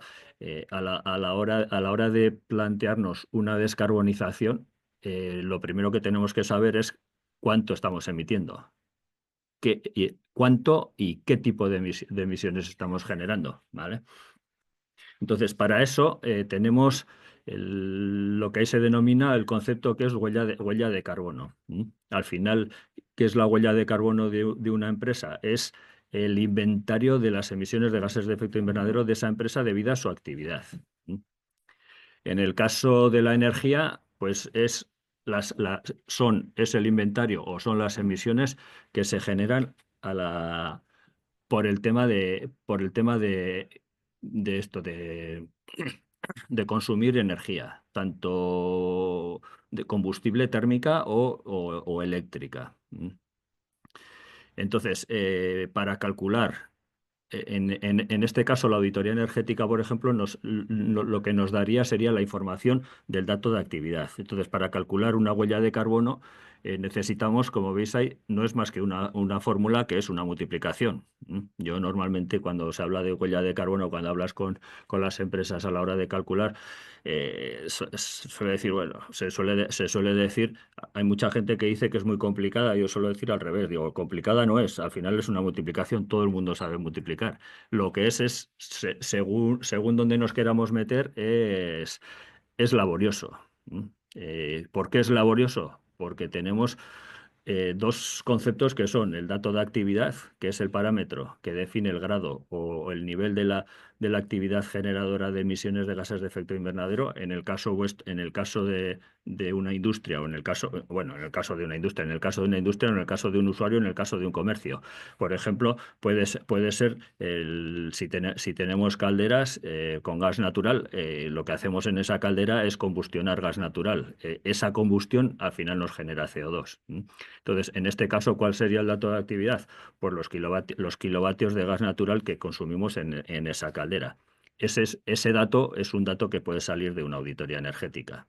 De hecho, nosotros en las auditorías energéticas que os ha comentado Koldo, solemos hacer un apartado de descarbonización, y ahí lo que solemos hacer es calcular la huella de carbono debida a las energías que se consumen en esa empresa. Solamente esa parte de descarbonización. No entramos en ningún otro detalle. y el otro, vamos a decir, el otro multiplicando de ese cálculo es el factor de emisión. El factor de emisión es la cantidad de gases de efecto invernadero emitidos por cada unidad de dato de actividad y varían en función de la actividad que se trate. En este caso que hemos hablado, por ejemplo, del consumo de gas natural en una caldera, pues tendríamos un factor de emisión que lo que va a transformar es ese kilovatio de gas natural combustionado, lo va a transformar en emisiones de gases de efecto invernadero. Entonces, ese factor de emisión, por ejemplo, es el que ponemos ahí, que pone 0,202 kilos de CO2 equivalente por cada kilovatio de gas natural. Eso significa que cuando tú estás quemando en tu caldera 1 kilovatio de gas natural, estás emitiendo 0,202 kilos de CO2 equivalente, ¿vale? Eso sería un poco lo que es descarbonización elemental en el sentido, en el tema que nos está ocupando ahora, que es auditorías energéticas. De hecho, no me voy a meter en más cosas porque hay alguna otra formación de este mismo proyecto en el que se habla de huella de carbono con todos sus alcances, etcétera, por lo cual no me voy a explayar en ese sentido. Otro apartado dentro de estas de las auditorías, más que dentro de las auditorías energéticas, es una vez que tenemos una auditoría energética, estamos hablando de que vamos a hacer medidas de eficiencia energética, o vamos a implantar renovables, o vamos a compensar para ser neutros en carbono. Todo eso necesita unas inversiones, y en este caso necesita una financiación. Aquí tenemos de alguna manera recogidas ayudas públicas que están en Navarra, si bien ahora algunas de ellas ya están cerradas, pero son ayudas que de momento están saliendo anualmente. Entonces, la que sí que se puede acoger en todo momento es la primera, que son las deducciones fiscales perdón, por inversión en energías renovables, vehículos eléctricos y sistemas de recarga. Esa está todo el año y esa a día de hoy se puede pedir. Ayudas para la realización de planes de descarbonización en pymes y grandes empresas. Esas son ayudas que está sacando en los últimos 3 años más o menos, ha sacado el Gobierno de Navarra con financiación propia, que lo que te están financiando ahí es la realización de planes de descarbonización. La realización de planes de descarbonización en cuanto a lo que es un plan. No a promover o sea, no financia las medidas que resultan del plan. Es simplemente el plantearos la asistencia técnica de un plan, sacar un informe con un plan y con unos objetivos, etcétera. Eso es lo que te financian. Y además, estos planes de descarbonización tampoco son de obligado cumplimiento. Tú puedes hacer un plan de descarbonización en tu empresa, plantearte unos objetivos a 2035, 2040 y 50, lo que sea, con una serie de medidas de eficiencia energética, una implantación de renovables, etcétera. Y eso te van a financiar el estudio en sí, pero no te van a obligar a realizar esas medidas. Están ayudando, están financiando este tipo de planes de descarbonización porque es lo que siempre se comenta, que primero, si no sabes dónde estás, si no sabes a dónde quieres ir, es difícil hacer algo. Entonces, con esto, al final lo que quieren promover es que las empresas ya empiecen a mirar objetivos de descarbonización, etcétera.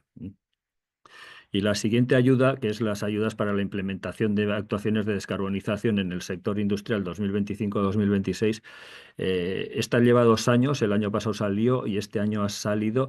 Lo único, no sé si hay alguna empresa que estaba interesada.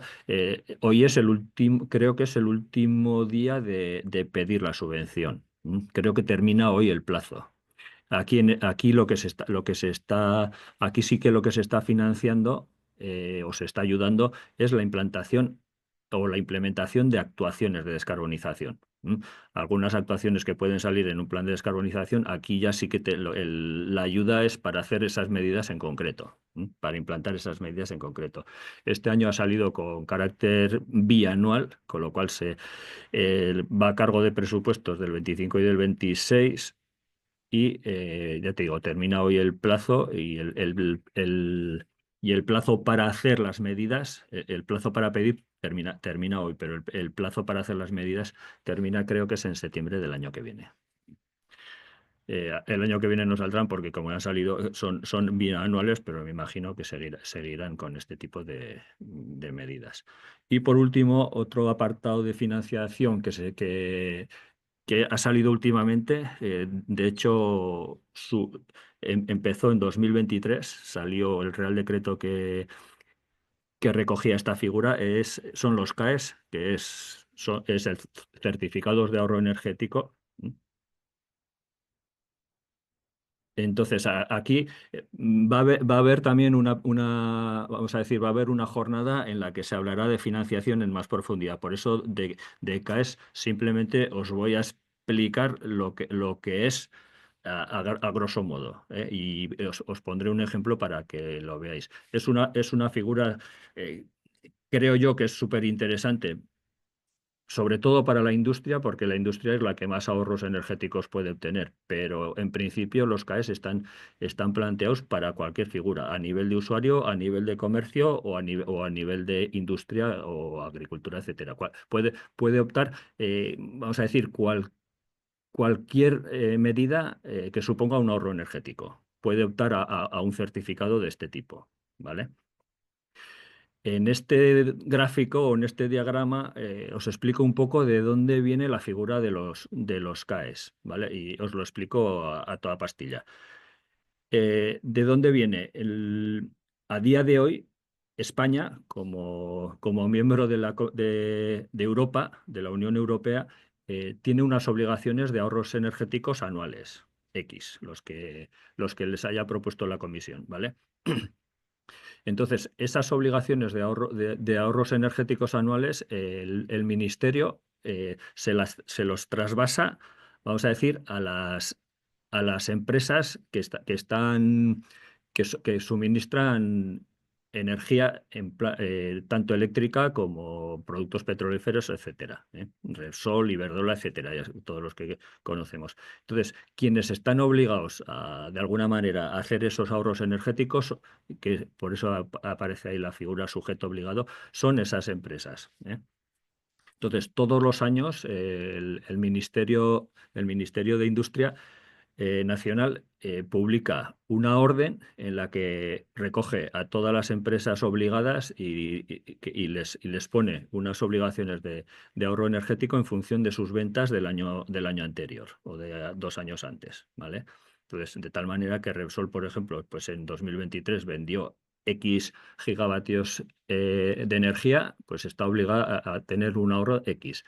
Entonces, ese ahorro que tiene que tener, hasta ahora solamente lo que podía hacer era aportar al Fondo Nacional de Eficiencia Energética, al FNEE, un dinero en base al ahorro. Entonces, en esa orden, el Ministerio dice cada megavatio de ahorro de energía está cotizado, vamos a decir, a X euros megavatio. Entonces, el sujeto obligado tenía que meter esa pasta en el Fondo Nacional. Y hasta el 2023 esa era la única manera de cumplir con las obligaciones anuales de ahorros, con aportación financiera. A partir del 2023 ha salido el sistema CAE como otro camino para llegar al mismo sitio, ¿vale? Entonces, en este caso, y es lo que se define como CAE, es una empresa o un particular, etcétera, hace una medida de eficiencia energética, obtiene unos ahorros. Entonces, esos ahorros se pueden verificar y se pueden llevar a certificado. Y esos certificados son los que puede comprar el sujeto obligado. Como veis ahí, ahora ya el sujeto obligado tiene 2 caminos. Uno es ir por por la aportación financiera del Fondo Nacional y otra es ir por comprar certificados de ahorro energético. Cada CAE de estos es el equivalente a 1 kilovatio de ahorro, ¿vale? Y un ejemplo, no incido más en lo que es el camino de los CAEs, por eso, por lo que te digo de que ya se explicará con más detalle en otra jornada. Para que os hagáis una idea de lo interesante que puede ser, por ejemplo, sobre todo para las industrias, estos certificados de ahorro. Os pongo un ejemplo que es la sustitución de una instalación de generación de agua caliente con calderas de gas natural, sustituirlas por una instalación con bomba de calor, ¿vale? Que es una medida de eficiencia energética, ¿vale? En este caso, como aparece ahí, los principales datos de la actuación son el rendimiento de la caldera actual, 0,85, la potencia calorífica de la bomba de calor, 1915 kilovatios, el COP o el rendimiento de la bomba de calor, que es de 3,71, y el número de horas equivalentes de trabajo de la bomba de calor. Esta es una medida típica, también os comento así rápidamente, en los CAEs, en esa orden que saca el Ministerio, también ha publicado lo que se llaman fichas estandarizadas. Fichas estandarizadas son medidas de eficiencia energética más estándar que existen actualmente y las ha publicado y lo que hace es desarrollar unos métodos de cálculo para esas fichas estandarizadas para facilitar un poco este tipo de certificados. En el caso de una sustitución de bomba de caldera de gas natural, de agua caliente, por una bomba de calor, para calefacción, como veis ahí, el cálculo del ahorro de energía se hace de esa manera, ¿vale? Es la potencia térmica en modo calefacción por 1 partido el rendimiento del equipo sustituido menos 1 partido el rendimiento del que sustituye, que en este caso es la bomba de calor, y por el número de horas de funcionamiento. ¿Vale? Entonces, en este caso concreto que hemos hablado de 1915 kilovatios de potencia instalada, un rendimiento de la caldera de 0,85 y un rendimiento de la bomba de calor de 3,71 con 1920 horas de funcionamiento, como veis ahí, somos capaces de ahorrar en esta instalación 3.334 megavatios hora año, ¿vale? En este caso, la inversión de la actuación era de 848.000 euros y el cálculo está hecho con un precio CAE de 120 euros megavatio. Evidentemente, este precio CAE siempre va a ser movible porque al final es como una especie de mercado. El que te plantea el precio del certificado va a ser el que te lo compre. En este caso, en este año 2025, como pone ahí la equivalencia financiera de la obligación de ahorro energético, en 2025, aunque ahí estaba puesto que era una propuesta de orden, esa orden ya existe y está publicada, y el costo financiero que tiene para estos sujetos obligados, 1 megavatio de ahorro es 189,16,595 euros por megavatio. Con lo cual, evidentemente, el sujeto obligado te lo va a comprar por un precio menor de 189 que le va a salir rentable. Entonces, por eso ahí está puesto en este ejemplo 120 euros megavatio, que es un poco el resumen que se hizo en 2024 en el informe que se planteó por parte del Ministerio. Perdón. Que se recogió todo lo que había sido la actividad del 2024, salía más o menos un precio medio sobre 120.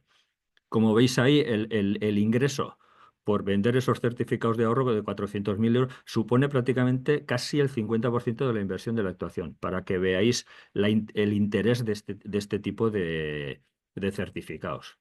Además, no me voy a explayar más. Cada uno de estos tiene una documentación justificativa que ya la veremos. Además, estos CAEs, o sea, tú puedes vender estos certificados, pero aparte puedes obtener ayudas de algún tipo a tu inversión. De las ayudas que hemos hablado, por ejemplo, del gobierno de Navarra, son compatibles. No son compatibles las del Fondo Nacional, pero puedes compatibilizar algún tipo de ayudas con estos certificados, con lo cual tienes prácticamente una doble financiación, ¿vale? Y un poco eso es todo lo que os quería contar sobre los KS y descarbonización. Y ahora va a haber una introducción a la implementación de sistemas de gestión de la energía de la ISO 50001 que va a hablar nuestro compañero José Luis Zabaleta, ¿de acuerdo? Hasta luego.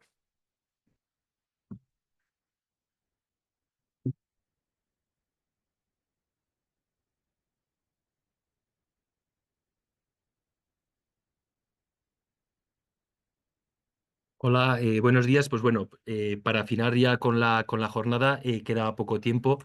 Entonces, bueno, simplemente os voy a contar una breve introducción a la implementación de un sistema de gestión de la energía, según la ISO 50001. Simplemente comentaros que esta norma, pues es, quizás vosotros ya tengáis implantados otras normas de gestión, como puede ser la 14.001, la 9.000, la 45.000. Entonces, esta norma lo que se centra es en la gestión de la energía. Podríamos decir que es, quizás vosotros conozcáis más la ISO 14.001 de medio ambiente, y digamos que haciendo un paralelismo, pues sería una especie de ISO 14.001, pero con ese aspecto ambiental que sería la energía. Comentaros que, bueno, que va a haber una jornada específica en mayo sobre la ISO 50001, en la cual se hablará con un poco más de detenimiento de qué consiste la norma. Como el tiempo es justo, tampoco me quiero explayar. Esto lo tenéis en la presentación para que le podáis ver cómo es, pero bueno, simplemente con esta transparencia indicaros que la estructura de la ISO 50001 es similar al resto de las normas UNE, con lo cual esto lo que facilita en gran medida es la integración de un sistema de gestión de la energía en otros sistemas de gestión que ya tengáis implantados en la empresa, como puede ser, por ejemplo, la 14.001. Si alguien de vosotros pues tiene implantado un sistema de gestión de medio ambiente según la 14.001, implantar la 50.001 no le costaría gran esfuerzo, porque ya mucha o gran parte de la sistemática y del sistema pues ya lo tendría implantado. Sí que quiero haceros simplemente referencia al contexto normativo en el cual pues aparece esta figura del sistema de gestión de la energía. Uno de ellos es esta directiva, la 2023/1791, relativa a la eficiencia energética. Aquí lo que se nos indica, además os indico el artículo en el que viene reflejado la obligación que tienen las empresas en función de un consumo mínimo de energía. Así, aquellas empresas que tengan un consumo medio anual de energía superior a 85 terajulios, traducidos 23,6 gigavatios hora, durante 3 años, durante media de 3 años anteriores, pues tendrán la obligación de implantar un sistema de gestión de la energía a más tardar el 11 de octubre de 2027. Todavía queda tiempo, pero bueno, simplemente para que sepáis que si vosotros estáis en esta horquilla de consumo, si superáis los 23,6 gigavatios hora año, pues en principio tendríais la obligación de disponer de un sistema de gestión de energía para finales del 2027. Y aquellas otras empresas que tienen un consumo medio anual superior a 10 terajulios, dice 2,8 gigavatios hora, pero inferior a los 23,6 que hemos visto en el punto anterior, que no estén aplicando ya un sistema de gestión de la energía, serán objeto de una auditoría energética, que ésta se deberá realizar a más tardar el 11 de octubre del 2026. Y se deberá hacer posteriormente al menos cada 4 años. Simplemente indicaros que esta directiva, para que sea de obligado cumplimiento en un Estado miembro, como es España, tiene que ser traspuesta. En la actualidad, el borrador del proyecto está en exposición pública y debería estar traspuesta para octubre de este año, para octubre del 2025. Entonces, simplemente, pues aquellas empresas que estéis en esta situación, pues bueno, pues pensar que en un tiempo determinado pues deberíais tener implantado un sistema de gestión de la energía según, por ejemplo, la ISO 50001. Y también aquellas empresas que seáis consumidores electrointensivos, que estéis afectados por el Real Decreto 1106 del 2020, este tipo de empresas, los que se acogen a disponer de un certificado de consumidor electrointensivo, deberán disponer de un sistema de gestión de la energía auditado y certificado según la norma 50001 en el plazo máximo de 2 años desde que se obtenga este certificado de consumidor electrointensivo. Y también donde aparece la ISO 50001 es en el Real Decreto 56/2016, que este afecta a empresas no pymes, las cuales pues tienen obligación de hacer una auditoría energética cada 4 años. Entonces, esta norma lo que indica es que tienes 2 opciones para cumplir este requisito. Uno, realizar la auditoría energética o aplicar un sistema de gestión de la energía como puede ser la ISO 50001, porque ya la ISO 50001 en sí, una de las partes de la norma es realizar esa revisión o auditoría energética. Entonces, pues bueno, como esto ya os ha hablado anteriormente mi compañero Koldo, pues bueno, pues el tema de la revisión energética o la auditoría energética, pues ya habéis hablado sobre ello. Tampoco me quiero extender más, ya os digo que esto pues será objeto para los que tengáis más interés de una jornada propia en mayo. Y ahora, pues bueno, simplemente dejaros, bueno, pues con mi compañero Koldo, pues para cerrar la jornada. Y nada, pues gracias por vuestra atención.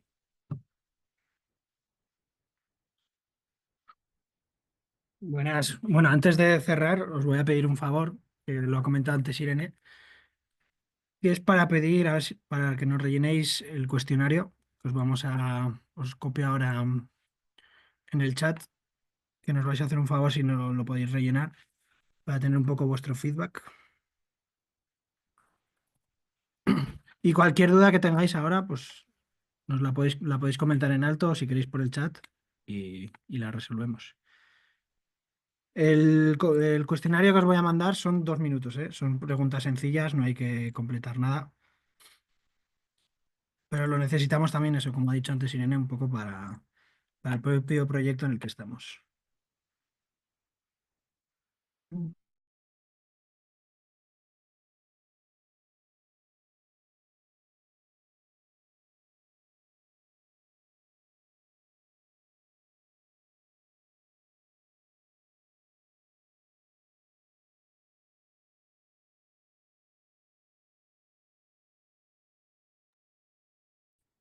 Vale, veo que hay una pregunta.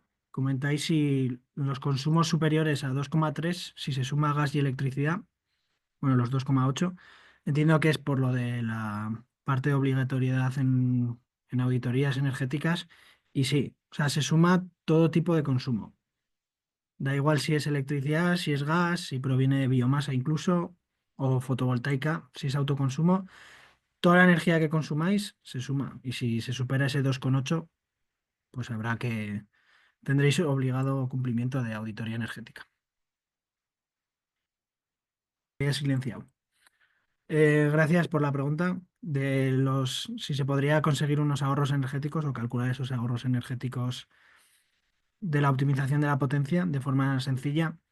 Nosotros en la Excel que tenemos eso es bastante compleja y de forma sencilla o sea, no se podría tener al detalle, pero sí que se podría un poco estudiar en función, si se tiene la curva cuarta horaria, hacer un poco una Excel propia y calcular un poco, teniendo en cuenta los picos y los excesos que se tenga, ver cuántas veces se supera ese máximo. No es tan sencillo, o sea, no te daría el precio exacto, pero sí que podrías un poco hacerlo, aproximarte un poco si estás pagando mucho de más o si estás pagando de menos. O sea, el nivel de detalle de saber cuál es la optimización correcta sí que es mucho más complejo porque eso se tiene en cuenta pues todos los costes, todos los valores que hemos ido viendo y se tiene en cuenta cada cuarto de hora. Pero igual de una forma sencilla, viendo eso, la cuarta horaria que tengamos de nuestra empresa, ver cuántas, o sea, hacer con un Excel, yo pondría una potencia de 600 kilovatios, por ejemplo, y ver cuántas veces pasaría de 600 kilovatios. Y viendo en función de cuántas veces pasa de 600 kilovatios, pues podríamos estimar un poco cuánto nos va a costar de excesos y ver cuánto nos cuesta a nosotros de el propio término de potencia. Pero ya te digo, es algo un poco más aproximado, no es tan exacto. Pero sí que se podría por lo menos un poco acercarse más.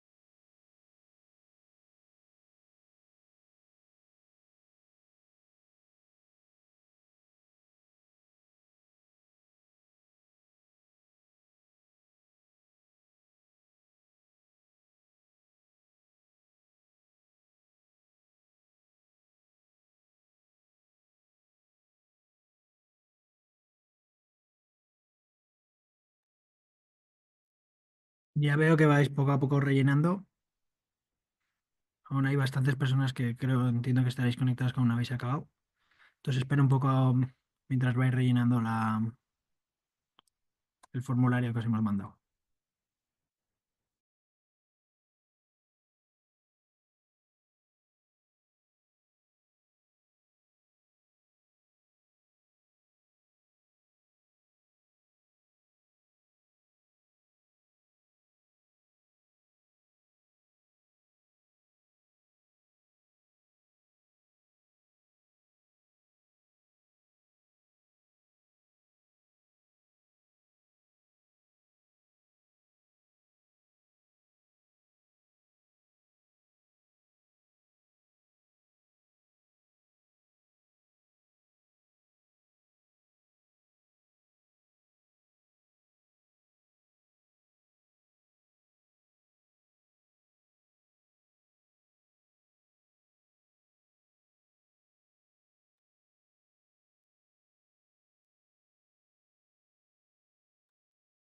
He vuelto a enviar el formulario que veo que poníais alguno que no había llegado.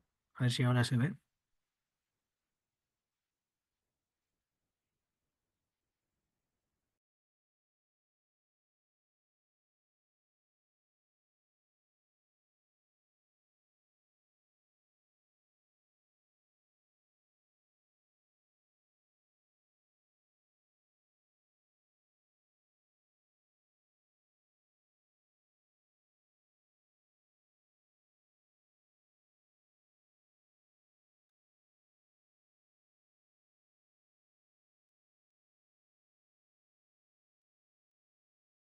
Sobre la pregunta, Miguel, entiendo que sí. O sea, al final entra dentro de lo que es un curso. O sea, se hablaba de que tiene que ser un certificado, o sea, una formación profesional o un curso de formación que se den, o sea, que las competencias sean la auditoría energética o medidas energéticas. Entonces entiendo que, o sea, no sé cuál es el curso exactamente, pero o sea, en teoría si se imparten en esa, que entiendo que sí, al final es de auditorías energéticas en la industria, sobre todo si es 300 horas, que ese curso cumple con las condiciones para ser auditor energético.